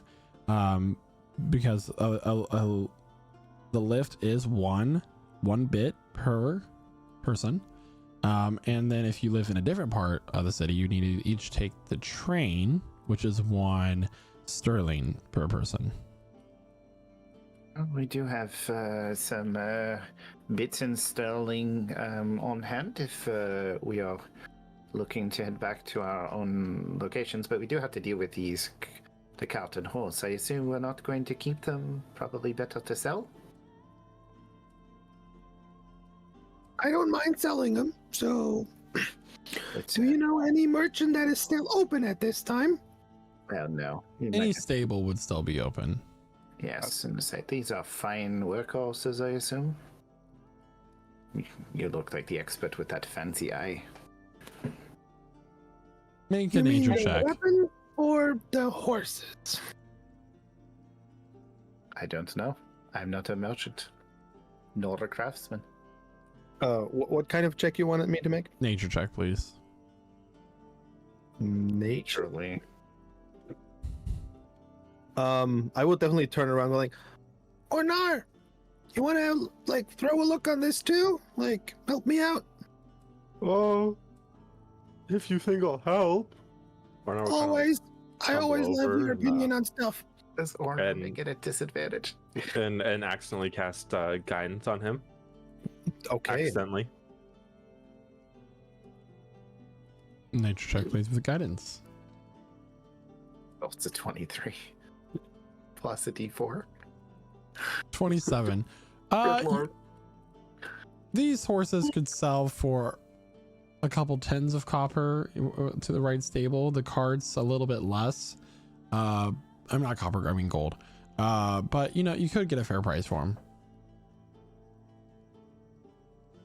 I assume a few gold per horse, plus minus And I have a small abacus go like, about this much. But that's guesswork. I guess you can get Different about 50 talent. gold from all 4 things together. Minimum. And yeah, and if I add the weapons, but this much. Well, I'm assuming the weapons would have to go somewhere different than the horse. Depends on the merchant. If we go with the stable and then a cart house and then a smith, we got 3 different. But if we go to a general store and give it all in one swoop, makes it easy. But sometimes, usually they take 10% more off, and then it's like, okay, yeah. I don't Depends. I don't need to know the economics. And I give you proper math on, And then depending on which one, if it's a family business, they take even more. But then if it's like one-off stuff, and then there's the back alley ones. And Yeah, but second level spells. I'd love to silence. little bit of over analytical. So, I mean, we do have a location we're staying in, so I mean, we can sell the carts here if we have some time at the stable, keep the weapons, sell them at the blacksmith, and then, I mean, we have an inn.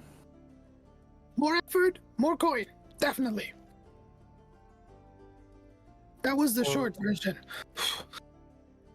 I'd also like to just check out the blacksmith. You know, It is. I don't think they're open right now. Yes, it is late. Stables will be open, but not necessarily smiths. But there will be blacksmiths. when they're open, you know, just I miss an anvil, like a real one. It's kind of hard to find one on the road. You don't want to eat the axes or anything? Why would I do that? I don't know. You said you needed metal. I wonder if you like put it in your body or like affix it to yourself. I mean, would it be cool to have 2 battle axes on your chest? Don't be silly. It doesn't work like that. I don't know. No. I just need a nice hot forge and someone that knows how to swing a hammer. Like a good oil bath too. Yeah. So where are you all heading at the moment? Are you trying to head to the stable first? I think so. All right, so you get to the stable. There is a older human man that is kind of like marking out the stalls. Oh, hello. How can I help you today? Nasty. So, no.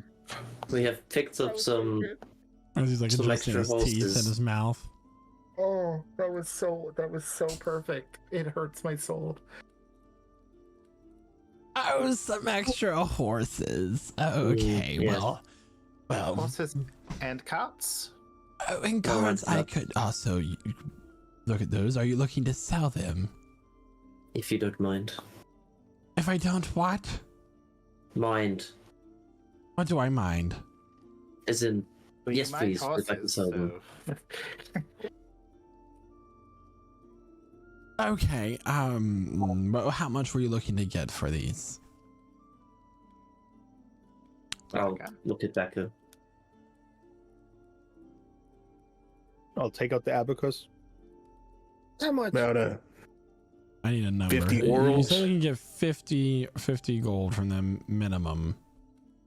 Yes, I mean, they are, not very heavily used horses. They seem to be in good condition based on the inspection, but if you'd like to show your own, the carts themselves, we took them on a short journey. We no longer need them, but they do also seem to be in sturdy condition. we're looking for about 60 orals. Make a persuasion check. All right. The 13. 13. Was that an advantage because of the assist at You all? it should have or- been with advantage. So 19. Okay, then 19. I could go with 55 orals for these items. Does that sound fair? I'll like Mention that they're combat ready. They didn't run. These are combat ready horses. They ain't scared of a thing. Not even a fireball. I was actually impressed. It's Yeah, it's impressive. Are you able to demonstrate for me? No, but and you can see that they look a little singed. I'm going to say we got a little up close and personal with a fireball. The horses were at a distance. They didn't even blink. All right. You know you're training me. 60 orals. It's a fair price. All right, so take 60 gold coins that are known as orals in this city, and hand them over to Diablo. You don't want me to shoot the horse with a fireball? No, We can't do that. The guards will come by and it'll be a whole thing. This little boy is cute, and he'll just pat his head like a little aggressively. Anyway, y'all have a nice night. Only because you don't know me. We're going to thank you for your custom. We will leave you so you can enjoy your evening. Hopefully, get a restful night. This is the kind of night that'll wake the dead. I'm close enough to it. Well, hopefully you have some good, peaceful days ahead. All right, where are y'all heading now? I mean, I'm assuming because the troop, as I'm gonna call the three who are traveling together, do have housing, so we'd assume we would head towards the prancing tabby on the 5th level of the city. Well, you already said you have lodgings, which I then responded to. You got some more space for 1, 2.5? I know, I'm full grown, but always call me half because I'm smart. You know, then never mind. We have some fresh coin. I'm sure we can make arrangements for some more. And you know, you're new to Illnerya? Yeah, we pretty much just landed with the boat on the other side. Well, then you're lucky you were saved by us. I am a local. And so we've been here for a little bit of time. We just did a little bit of work, but yes, let's settle for the night. We'll need to pay for some passage, though. What do you mean by passage paying? I think we're in the city. No, the city is massive. One needs to transport between sections. You need to take train to transport between levels. You need to take a lift. It will take weeks to travel on foot. Yeah, you need some sterling and bits laying around in your pockets to get around here. That sounds cumbersome, but impressive too. Well, it is the greatest city in the world. But no free public transport?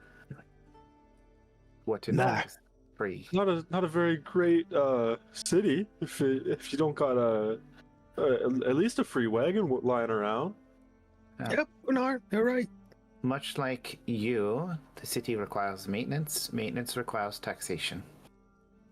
As you guys walk around, you hear a shout from a sightkeeper from across the street. Oi, keep it moving, it's getting late. Of course, we are on our way. Just heading to the to some transport for our inn for the evening. Thank you for your diligence. Why are we being rushed? Do not question the Sunkeepers. I'm asking you. I want to question them. Well, we are a strange-looking group. Just stay out of trouble, move along, don't get noticed, don't cause trouble. Okay, no public transportation and aggressive guards. Got it. There's public transportation. You just have to pay for it. What do you live that people not really travel public. for free? Well, Well, where we come from, let me get the town name right. I'm glad you had to think about it. So as he thinks on this town name, so the city of Illnerya is Dorothy. built. Dorothy. Yeah, that's one. The city of Illnerya is built on kind of a strait of land between the Widow's Bay and the crater of Mirth. I'm sorry, Mersh. The interior of the city is kind of lined with these buildings that is on the side of the crater, and you can see these lifts that go up and down amongst the 8 levels that the city has. There are also lifts in the inside of the city because it could take about a full day to walk from, or a couple days to walk from the Widow's Bay side of the city all the way to the front. So there are transportation methods from that side to that side. Because you as players have already noticed, because I gave this pre-campaign knowledge, but I'm saying this for viewers' sake. The city to walk from one end from the northwestern to the southeastern side would take about 2 weeks. This is a city that goes from the surface to the bottom. That takes about 2 weeks to go from one side to another, and then lifts to go up and down. That goes all the way down to the Underdark. You guys will find a lift where there is a old gnomish man that is currently operating it. Going down. Is correct. We are heading to the 5th level. All right, that'll be 6 bits, please, for the 6 of you. 6 bits. So she'll take 6 bits out of the money they found from the people, and pass those out. Very good. And he'll go over to the operational pad and he'll pull a lever, and there's going to be like a pressure gauge, like a pressure device that kind of releases, and this like very shrill sound of air escaping from a mechanism will like start to push out, and the lift will start going down as steam rolls out from the machinery that operates the gears of the giant chains of this raising and lowering platform. You go down past the 3rd and 4th levels. You see that there are residential places. There are also agricultural spots where people have learned to kind of irrigate the land beneath and grow crops to fund the city and the city's food source, as well as the wilds are very much dangerous for traditional farmers to send in their crops that way. And eventually you come down to the 5th level, where it's mostly taverns and other residential properties, townhomes, apartments, that sort of thing. And you find your way to the Prancing Tabby, which is very lively for the time of night that it is. Here we are. It looks. How posh are we looking here? Are we looking like high end, or are we looking quite low end? It's like low modest. Modest. It's delightful. The 5th level is not exactly known for its opulence, but it is comfortable and friendly. It's all we can ask for. This establishment is usually not my class, but I think it will be enough for today. Well, it's certainly a warm bed, a good meal. You might find the simpler things have comfort. Oh, I don't mind the simple things. It's more about being surrounded by simple minds. Well, that's a very interesting thing to say in present company.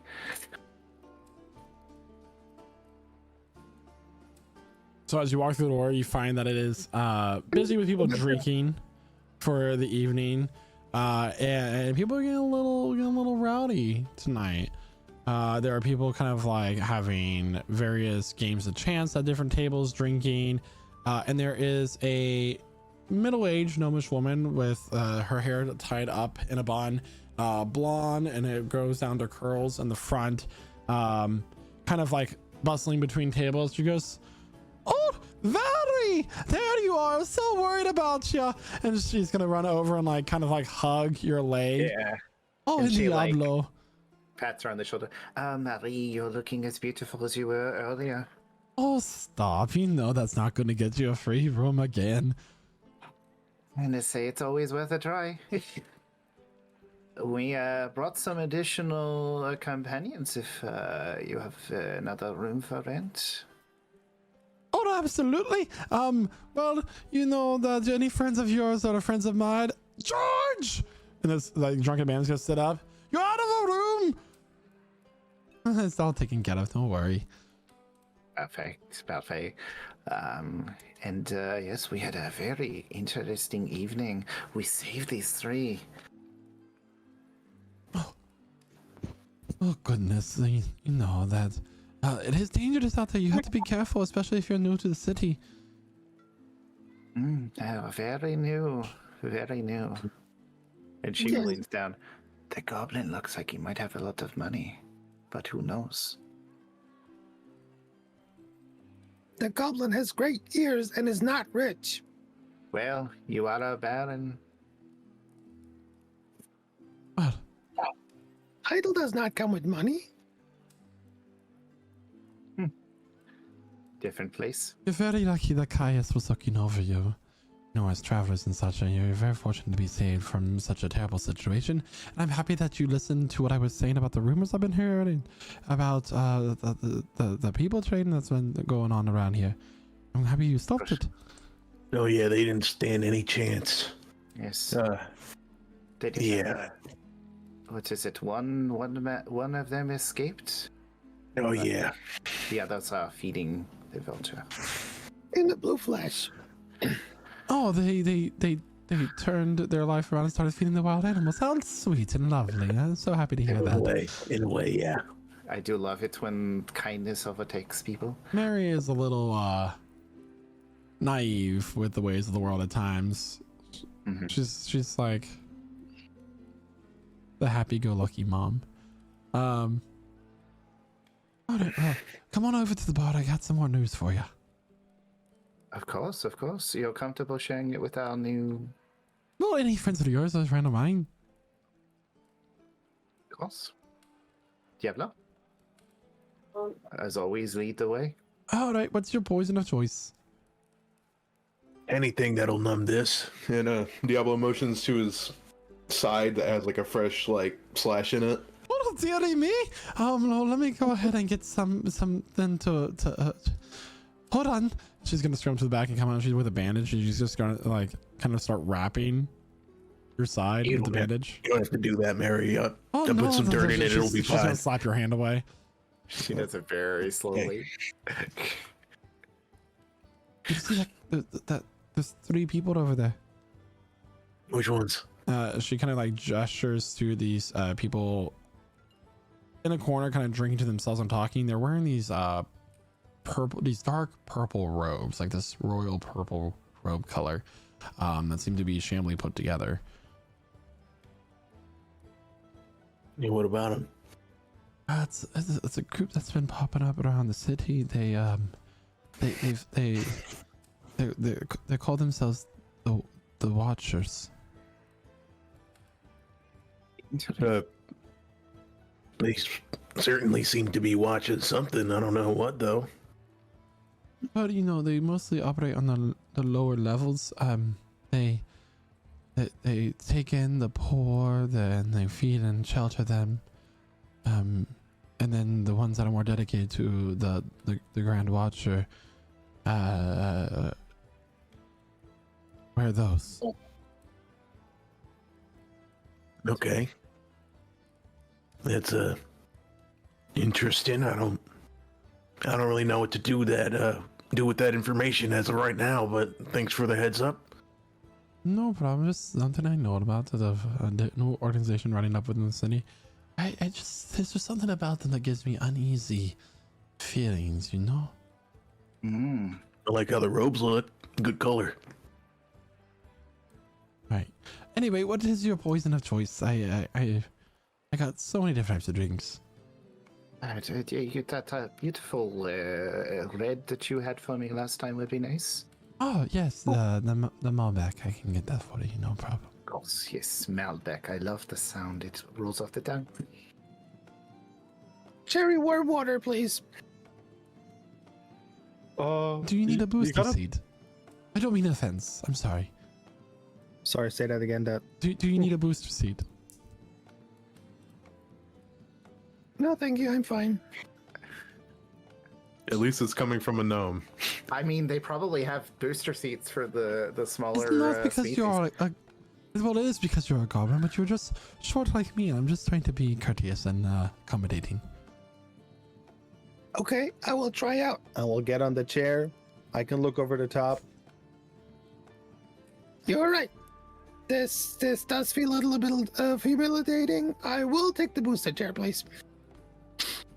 And she's gonna look at Ornar and Crom.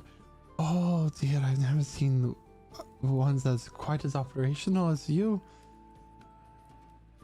Can I get a pint of your strongest oil, please? Thicker the better. I have olive. Never tried that before, but But I can Yeah, it see works. if any of the machinery, like some of the lubricating oil, is available. I don't know if it's what you want. oh, that exactly. A nice vintage 10W30. And what about you? She'll look at Cram. I'll just take a water. But did you mention you saw more of my kind? Sorry.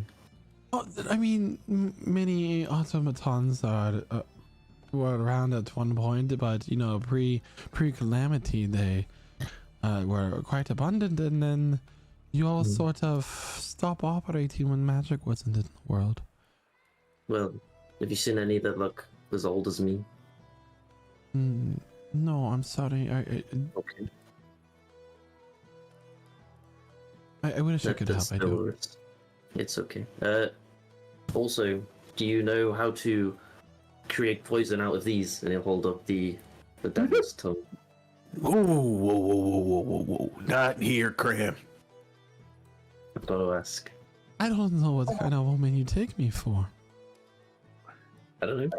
And she'll lean in I just and give you like a very obvious wink, but like is not trying to be concealed at all. So, is that it? You can? No, I couldn't never help you with that. Crom, that's okay. You know, you've made your offer from there. Wink. And she says wink because she winks this time. But you know, She's some trying to be a things, cool mom right now. some things are not discussed in. I'd rather. Listen, dear. If you're gonna make poison, I'd rather you do it in the house.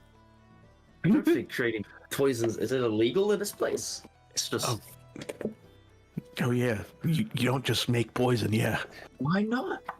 no, you have to have a license for that. That's something that Yeah, How do I do that? apothecaries How do I do. get- technically, How do I get a license? You should join the Alchemist Guild for when you're manufacturing that kind of thing in the first place.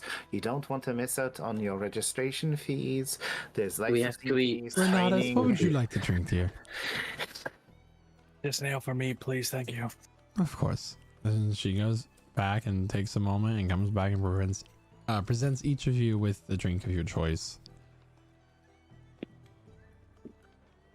Assuming Diablo just has some really strong shit in front of him. No, you got water because you need to heal.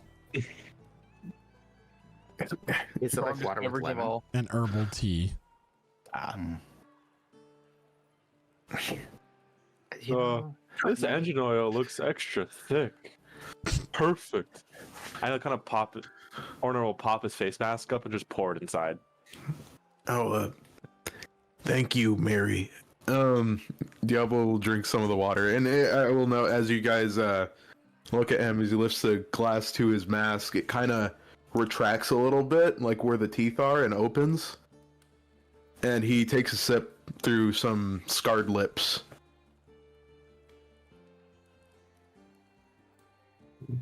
All right, well, breakfast will be served in the morning for you.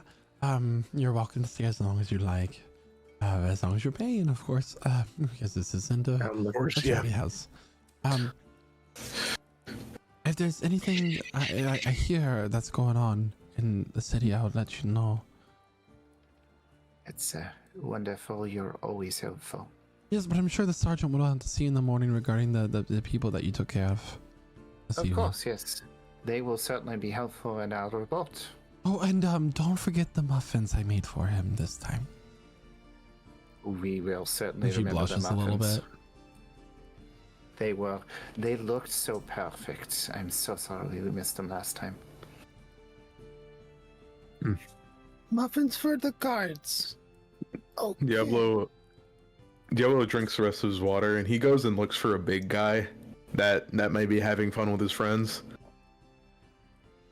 Okay, make a perception check. All right. That's a 16. There is a half-orc man, burly, kind of wearing a shirt similar to, a traditional tank top, just plain white, smeared with grease and dirt. He's a factory worker as he has like burn scars across his arms. All right. Diablo, kind of, walks over. It's a little 5'4" guy. Comes up to him. It's like, hey, you look like a big, strong guy. I have a challenge for you. Guy turns around and stares at you. Like 6'5". How about we arm wrestle? Whoever wins buys the other a pint. Well, Mom always told me that violence is not the answer. Oh, we're not violence. It's just a friendly moving of arms. Okay. Contested strength rolls. All right. One thing. So as this is happening, she sees that he's coming up and doing this. She is going to pull her guitar out and start playing kind of like classic, standoff, like good old-fashioned Western music, right? Building up to it, and gonna give a bardic inspiration to Diablo. Mm-hmm. All right.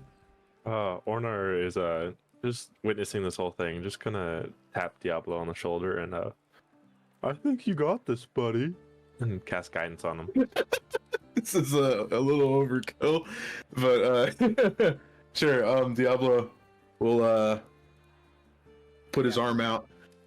Diablo always gets musical accompaniment. I'm sorry, nothing. All cool right, he go does ahead and roll. is gonna have. Give me a Come on, total. big guy.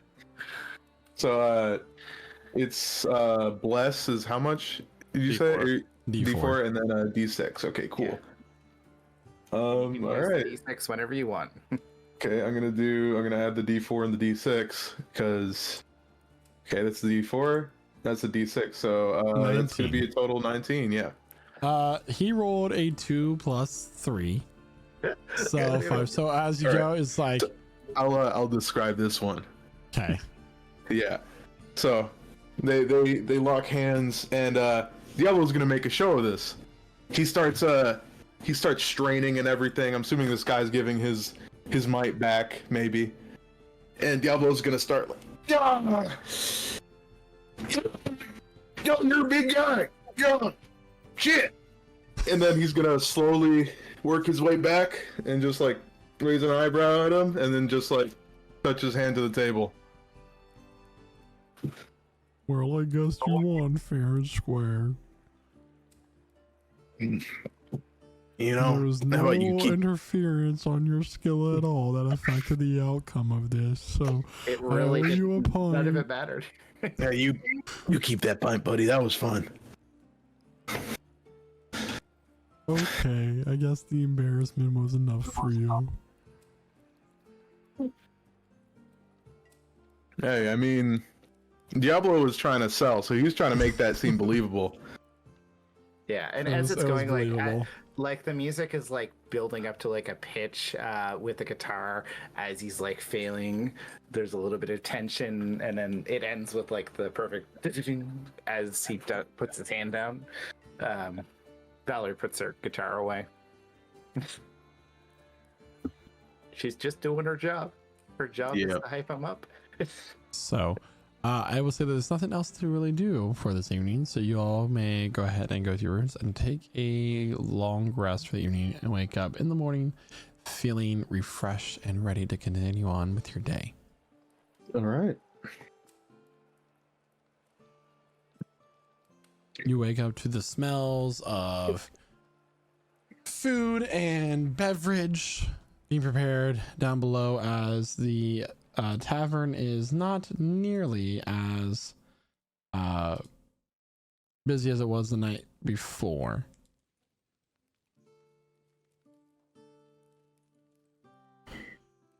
All right, well, good morning to ya. Good morning, Mary. You're looking even more vibrant this morning. You know, I had a fresh shipment of blueberries come in. I was able to make the most delectable pancakes with them. pancakes. They are almost crepes, but fluffier, and so they're delightful. I also have some ham steak here for you. And that's an egg. That's all I was really able to prepare this morning. That works. The muffins are not for you. Do not touch them.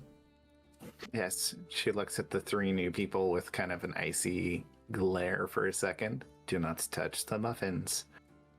I mean, I literally do not eat, so it's fine by me. Well, I can't tell with Daka, but you may know the Muffin Man, but you do not know Maddie. Do not fuck with Maddie. Excuse my language. They're probably sweet, right? No, they're not usually my palate.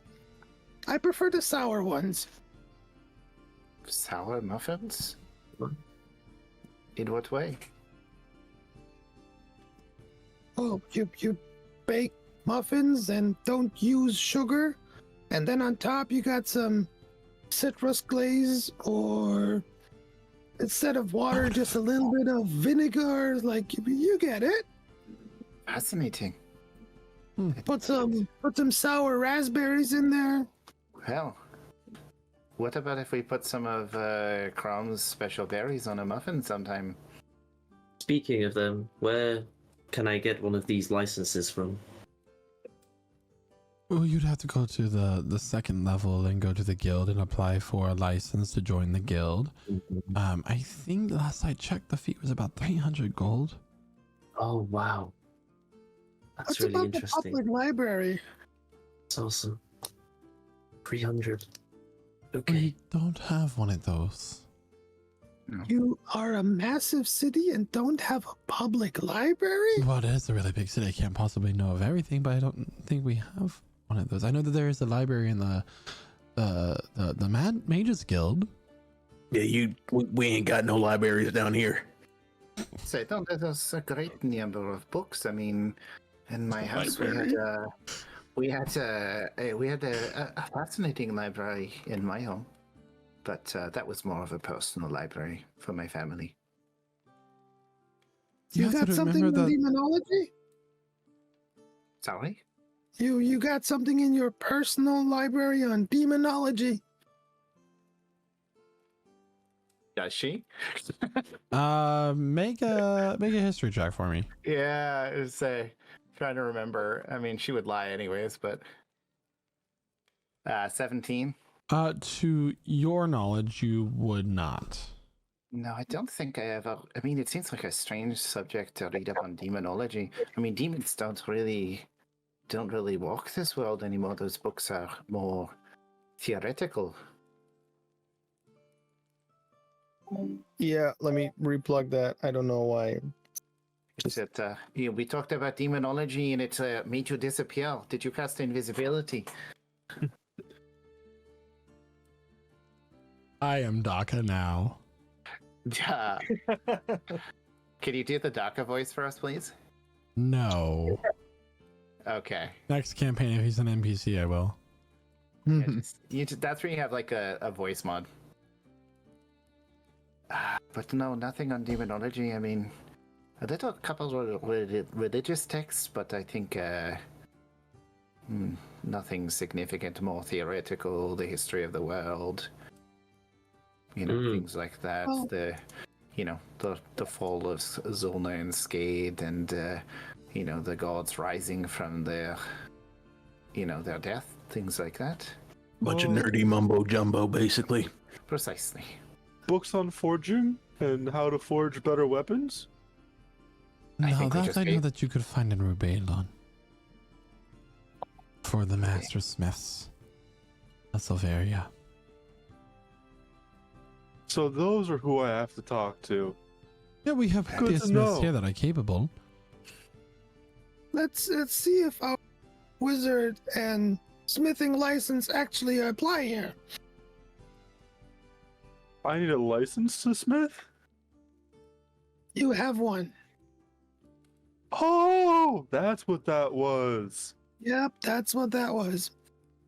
I thought that was just my ID badge. That's pretty much the same. That's why the dwarves told you it's very important. Keep it on you all times. That makes sense now. Gallery inspects his head. What is your intelligence again? It's 6. Okay. All right. Well, you need to deliver these to the sergeant, Boss? and he might have some more information for you. Of course. She kind of pats Maddie on the cheek and picks up the muffins. We will take as great care of these as if we were escorting you ourselves. Oh, you're sweet.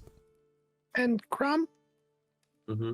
as soon as we got the cash, we'll get your license for poison making. I Or would very much alchemy. appreciate. Alchemy. Here. Well, Yes. that is if we're still tagging along, I presume. Well, we are This about to is- make a report on your kidnapping. It would be very helpful if you came with us. Mm, okay. And then after that, is the plan to stick together, or? I mean, I don't know. What do you think about the undead? He raises an eyebrow at you. I have no distaste or I'm indifferent to the undead, I guess. You better get some distaste. Okay. I mean, He doesn't eat, so he doesn't have any taste. aren't Very true. Warforged basically undead? No, y'all are different.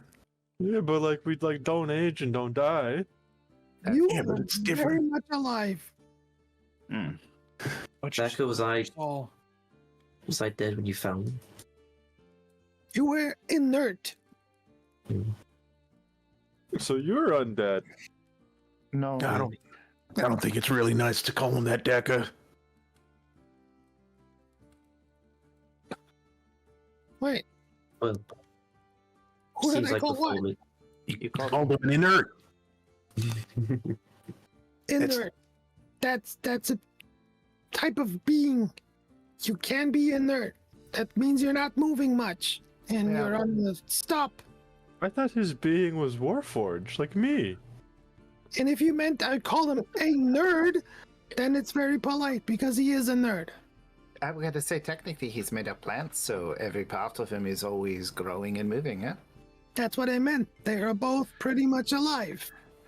No, yeah, I mean, This is starting to hurt my head. Let's all head out. The muffins are still warm, and we want to get them to Sergeant Matthias before, they get cold. but No one likes a cold muffin. Let's get going. Yeah, but no running, please. Okay, we got form. We should probably get you a little holster so you can ride on Ornal's back. oh yeah, but Wait, Or like is a there- saddle? Yes, like a little back holster with like straps on the front, and he can Baby cast Bjorn. spells from your back. Does that make me a mount? Like those armored ones we were talking about earlier. That's me. If that's what you want to be, you can be whatever you want. Do I have to walk on all fours, or can I stay on my feet? You can stay bipedal. Are we sure? I'd like to walk myself, please. Thank you. all right, just to circle back here. Those people who captured you were gonna sell you to the Sanguisian Empire, ran by a bunch of nasty undead people. Vampires and the like. They, suck your blood out, use your eyeball jelly to butter their toast, all We that don't good have stuff. blood or eyeballs. They're gonna use your metal to make shoes. Oh no! Shoes? Exactly. I don't like those people very much. Oh god, my god. It seems like we're forming a group then. That's yeah. All right, everyone, shake at the same time. Left hand, right hand. So to get to you guys head down the street of the 5th level to the barracks for this sector of the middle section of the city, or the Wednir section of the city, And you walk in, you see this Leonin man who is, sorry, not Leonin, Tabaxi man who kind of has like the features of a jaguar, stark black hair, these kind of like fluorescent green eyes, with this brilliant silver armor, silver in color. As he's like writing a book and a ledger of some sort, you recognize to be the sergeant. Sergeant Matthias? Oh, you all have returned. We have? Oh, before we start, Maddie has a gift for you. They're still warm. I appreciate it. Yes.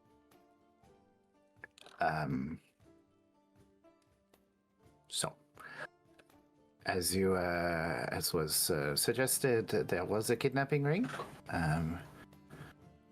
And so, with the great strength of Diablo and Ornatus, we were able to free these three who were kidnapped and dispatch most of the kidnappers. What do you mean by most? One of them used fancy magic bullshit to get away.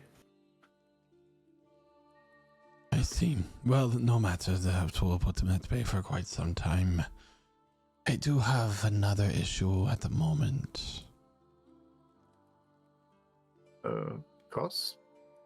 The lower levels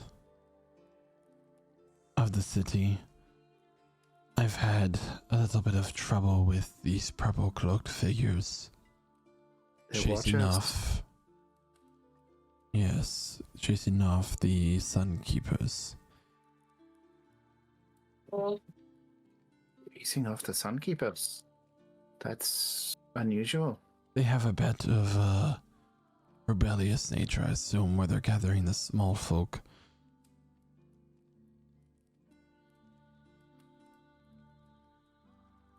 So, is this rebellion you fear? It's more problematic. The city has a very strict order to it that must be maintained, as we are one of the safest places on the continent. Yes, indeed. If you're so safe, why did you get kidnapped? Yeah, they want to end. You want to end the city, We were close. and that's why we were sent. I like the way you think.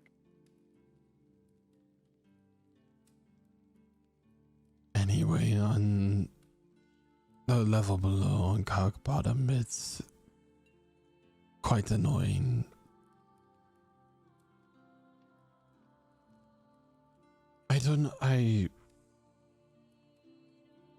It's not necessarily something that we're doing that is wrong to the people, but when we chase a thief, they kind of block our paths and stop the guards from being able to pursue them. I see. So, people are stealing, hurting others, and the Watchers are allowing it to happen. This is a problem. It is. Anyway, I'll deal with that, but here's your reward for helping me with the nappers, that is. And he is going to throw a coin pouch on the table containing 50 gold. Of course.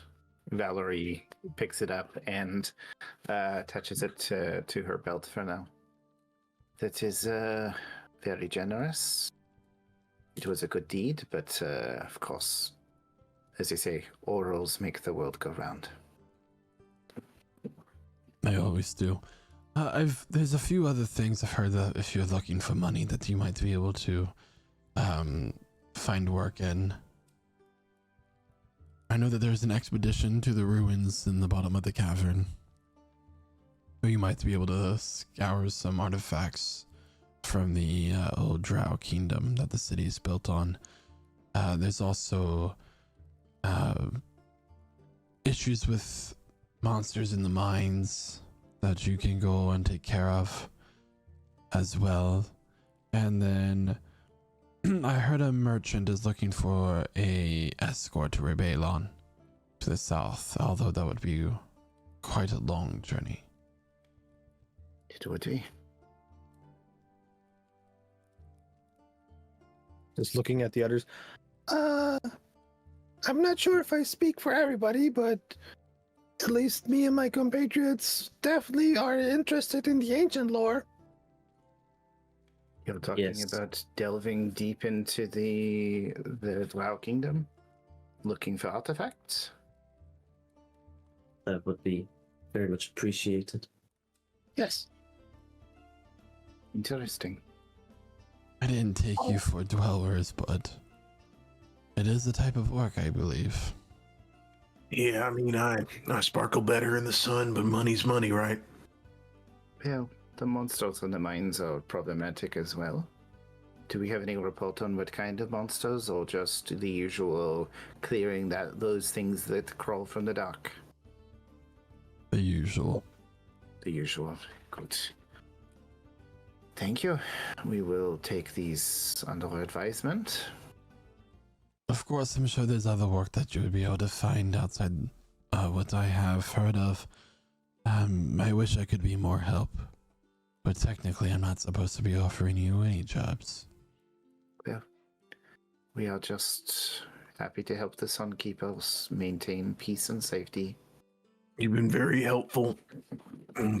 Very much appreciated. Alright, I have work to do. Of course. Enjoy the muffin. He'll just kind of go give you a low grumble and back to his ledger work. Okay.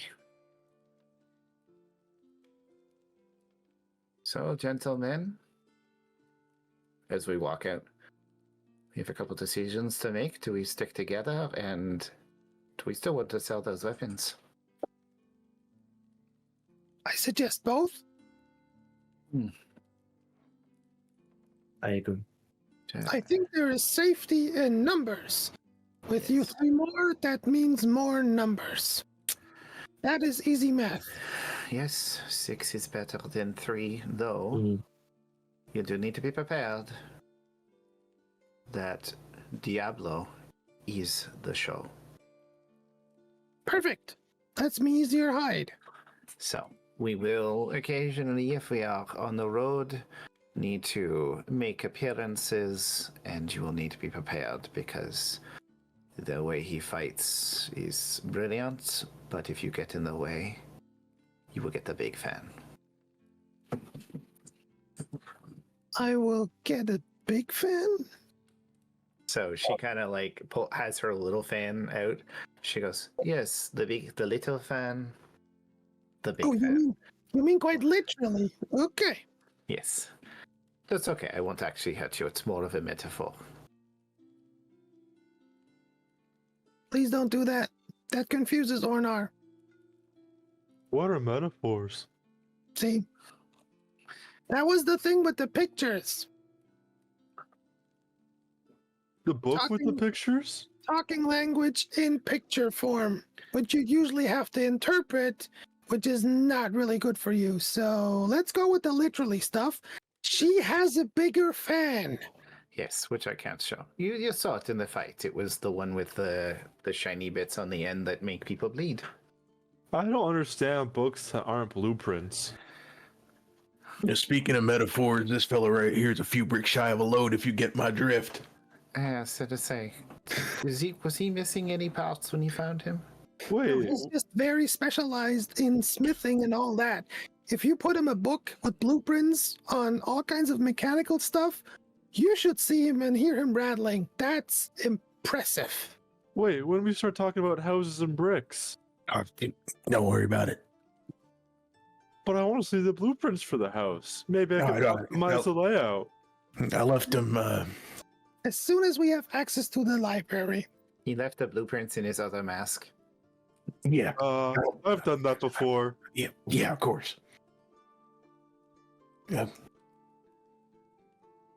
So, And please refrain from lying too much to him. That is quite rude.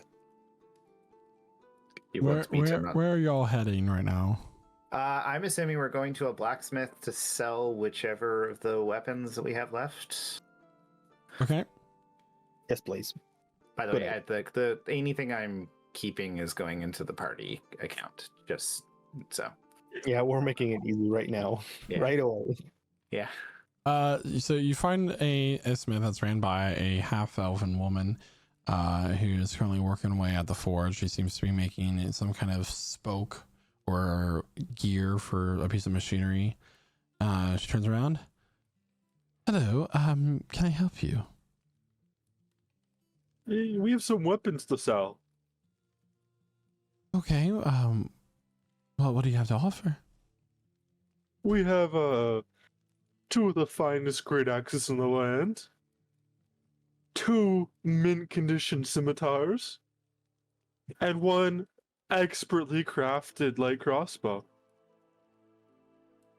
I see. I think she's getting into a groove there. She looks at him with like the weapons that have like chips in them and dings because they were used by bandits.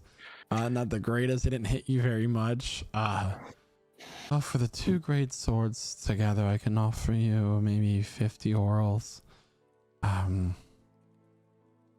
The crossbow is not very usable. I'm sorry. Is it kind 5 is it orals. damaged? Okay. It's the less damage and more so just not kept well. And then the scimitars, another 25. So 80 orals total. Michael, could I use my smith tools and give them like a quick little spit polish? You know, make them shine a little better. Make a smith tools check, please. Probably should have done that before we sold them. I'll Well, let we you did have retroactively go Yeah. back. Uh, So right now the offer is 80. 18. 18. Okay. The offer will go up to 90. Can I assume that is a good price or fair price? Let's go with fair price. I'm sorry. We're selling And I- used goods. So. Yeah, used goods. Did I do the math on if that's the fair price or not? Make an intelligence check. Yes, of course. Just straight intelligence? Yeah.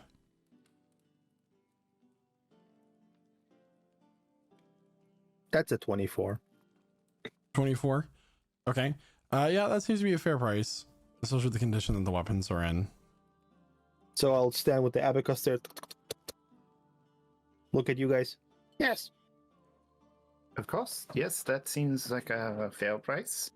We have our smithing master of heat. From what I hear, very skilled if you're ever looking for a little assistance. Not to say you have a very great business going here, but and then of course that would be very fair.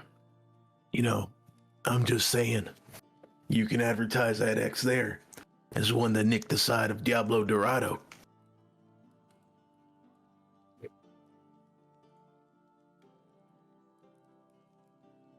It'll mean something soon enough, I promise you. And say in some towns it is a legendary name, but Illnerya is big. We'll get there. Yeah, I'll make my waves soon enough. I mean, if you want some help in your shop, I did run the finest smithery in all of Dorthenyak. We created like the best goblin goods you'll ever find. Handcrafted by yours truly. Make your persuasion check.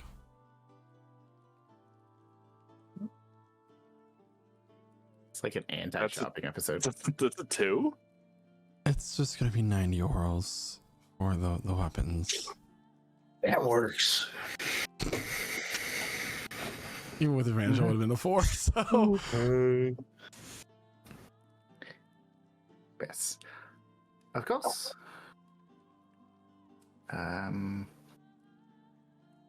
Anyone have anything they would like to do while they're here? We obviously exchanged the goods for the money.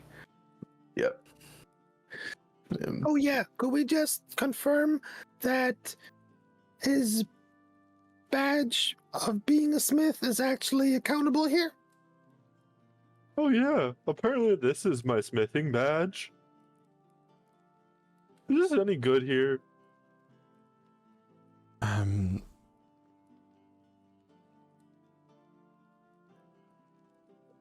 It appears to be a valid guild membership, but you'd have to check with the guild on the second level. Which way is the second level? Up. Which way is that? Don't worry about it all now. We'll show you the way. Thank you. Yep. See there, folks, we just made 90 orals. We are on the up and up. Your confidence is quite admirable. I must Thank say. you very much. It's one of my best qualities. Yes, made Mm. confidence. I presumed your muscles were your best qualities. Ah, everything's my best qualities.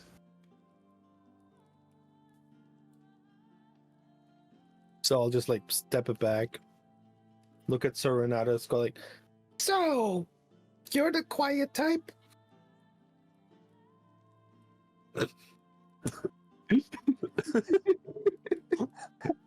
Wait, who did you say that to? He's really ignoring me. Who did you say that to? Let me play this again. Sir Renatus. Quentin, you're Renatus.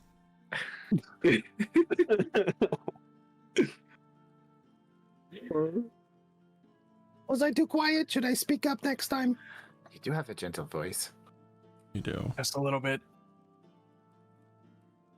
like seriously, does it not pick up? No, I actually didn't hear anything said to me. I'm sorry. It was. I didn't know My who you were headphones cut talking out to for a second. exactly at first. It was a little hard to hear that. It wasn't like the word just got mumbled into the other words. Renatus, sir. Whoa, shit! My fault. It's just kind of far for us tall folk and you less than tall folk. It's just a good distance between us. Yeah. Okay, but again, sir, are you more of the quiet type if the other one is very performative? I find that I only speak when I truly need to. Hey, you need to speak more often. Yes, we've got to get that. You've got to loosen you up a little bit. Okay. Yeah, he's a little shy. Don't mind him. Yes. I bet you he's great with the ladies. Haven't figured it out yet. He kind of keeps to himself, but older men.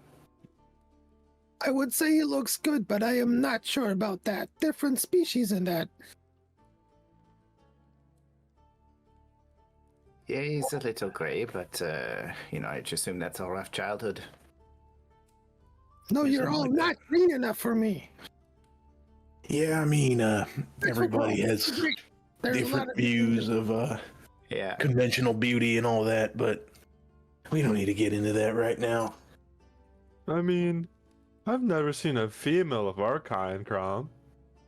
I wonder what happened to all of them. I mean, are you sure I you don't could tell the believe they make difference? genders. I believe we're all just made. I mean, I was just built in a factory, but I wonder if there's a female factory out there. I wouldn't know. I can't Maybe remember. we will. Oh, yeah, sorry. Go ahead. I wouldn't know. I can't remember where I came from. See? And that is one of the reasons we are looking for ancient lore. Maybe we find something on that topic. An ancient factory. Or female Warforged lore. Well, I gotta say, maybe it would be good to figure out a little bit more about the Underdark Kingdom before we start running down there. But, it would be interesting to have, the Tin Man, the Man Made of Wood, and the Cowardly Goblin go with us. Yeah, maybe whoever's on the way there will brief us. I'm sure. I do not appreciate if you call me cowardly. That is not true. I just realized that a character Very that I well can hidden. play make him the Tin Man, the Scarecrow, and the Cowardly Goblin. I mean, isn't Renatus the cowardly one? He just hid with the horses. Forgetting about the part where he cut the lady's head off. That was pretty cool. Yes. Yeah, but we've done all the hard work. What is everybody's Battered her passive up real perception? nice. That's a perception. Passive? 16. 11. 13.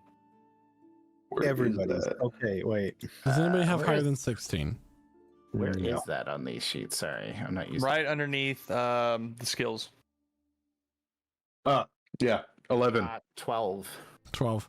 So as you guys are walking down the street, Valerie, you feel a slight nudge in your side, but you don't pay any mind to it. But Ornar, you notice that a human man had just bumped into Valerie and plucked the pouch containing the party funds off and is walking away with it. Valerie, it's taking our money. Gonna turn on her heel very elegantly and move her way back towards the person. And I'm gonna try and counter steal him. If possible. Pickpocket. Okay, so Yeah. the man notices you heading towards him because Yes. he's kind of like watching like behind him a little bit and just begins to take off running Okay. from all of you. Ooh. And as I this got this. happens, what happens next will need to be a story for another time. Oh, man.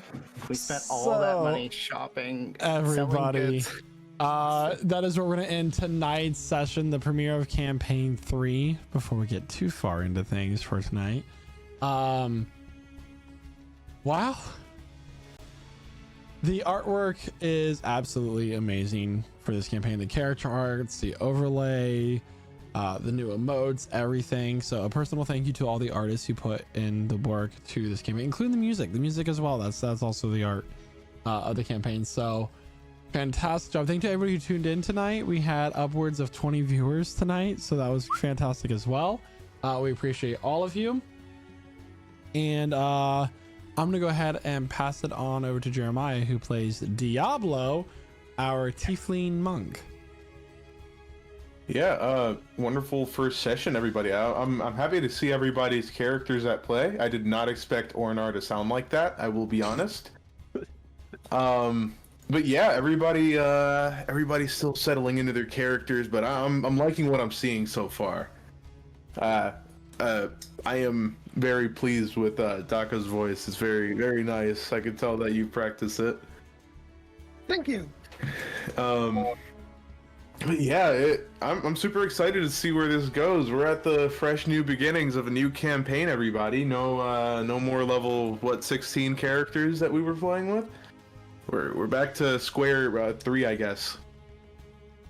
But yeah, I won't hold it any longer. I'll pass it over to Quentin. That's new. Oh, yeah. Not bad. Yeah. Great session. Great start to this new adventure that we're all going on together with these characters of ours. Yeah, I'm also liking the characters so far. And can't wait to see what else comes from all of them. And what all wacky adventures we all get ourselves into. But yeah. Thank you, of course, to our wonderful players for putting together said characters for this new story of ours. Thank you to everyone in chat who was chatting it up tonight, or blowing it up in there. And of course, thank you, of course, to Michael for putting this story together and bringing us back again every Wednesday here so we can play this fun little game of ours. So, not changing. Hey, Guy, why don't you take it away? Yeah, I'm gonna say that's a little less weird. Really fun first session. I was not expecting to have such a wacky group of characters. It's definitely like a different vibe. It's kind of neat because we still have one kind of grim, dark character, but for the most part, much like not feeling the grim, dark backstory so much, and more like people who were kind of goofy and have a little bit of fun, but also serious adventures too.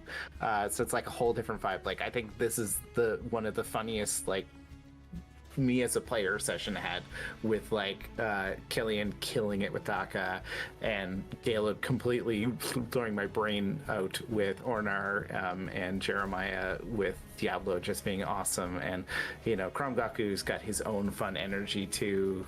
I know that sounds like less cool, but I want to learn how he becomes what he is, and I'm excited because it's a new story and this is just the first session. I have nothing else to say. I talked too much. I'm going to pass it on to Caleb, who plays the brilliant Ornar, shiny, sexy robot. Yes, with the beautiful steel metallic butt cheeks. Shiny just metal ass. Shiny metal ass. Always clenching. Like they're just full clench all the time. Yeah. No, it's great. Definitely different playing level 3 characters. I didn't expect to drop so fast in combat, but I guess that happens when you don't have like 150 health. Even with 20 AC in session 1. Yeah, but like, I'm pretty sure Pudak had like 26 AC because he had like a shield up at one point in last campaign. What was that you? Casimir just killed Yeah. him, so. We had some pretty crazy stats towards the end of last campaign, but no, this is definitely a lot of fun. It's definitely cool getting to play a different character. Not sure how I feel about only having 6 int though. You're killing it. You're playing it good. It's so good. But with that, I'm going to pass it over to the master of voices himself, Killian, who's playing our lovely goblin friend Daka. Oh, thank you. Yeah, no, I love this. This was a very great session. I'm happy I can be in my original skin now. Yeah, the lovely art, lovely music, lovely people. You do all great voices, and I'm very intrigued by all the characters and the information we already got from you guys. And from the information we haven't gotten much, which is even more mysterious and intriguing. So I'm looking forward to unravel and unpack the tragic backstory of everyone here, and travel through this new country, and giving it over to Josh. Thank you. Yeah, this is a very, very cool start. I'm so excited for where this is going to go. I cannot wait. We've got like the cool, like, I don't even know, you give me like WWE vibes with everyone's so cool. I love everyone so far. That's not an accident. It's amazing. Yeah, I cannot wait to see what's going on. We've got some like baby early bad guys with the Watchers being a bit goofy in the lower levels. What are they up to? Those goofy little fellas. What are they watching? Not a fan. What are they watching? We had the Seekers, then we got the Watchers, and then we'll have the Listeners in campaign 4. Watching you in the shower. And then like the Feelers, and then like the Tasters. I don't know. That's something worse. After that, I mean, The stable man like, is one of the tasters. Anyway, yeah. Good job from everybody today. Thank you to Michael. And with that, I'll pass it back on to Mike. Thank you so much, Sir Josh. And thank you to everyone for tuning in tonight. I am your Dungeon Master, Michael, and I hope you had a great time watching the premiere of Campaign 3 of Prestige Encounters. You can come join us throughout the week for our other streams like Dead by Daylight, first-person shooters. I believe we're having Call of Duty Black Ops 5 or 6? Was it 6? 6? 6 to 6 is coming up, yeah. Coming out soon that we're going to be playing together. So if you're into that sort of thing, come join our Discord at lichsouls.com/Discord. Hope you're all loving the new emotes and everything, and a lot of thought got put into all this and all the artwork in its totality. Community game nights on Tuesdays. Community game nights on Tuesdays, all those things. And everybody, we'll see you next week at 8 p.m. Eastern Standard Time here at twitch.tv/Lich Souls. for session 2 of campaign 3 of Prestige Encounters. I have nothing else to say other than bye. Bye bye. Nacht. Bye.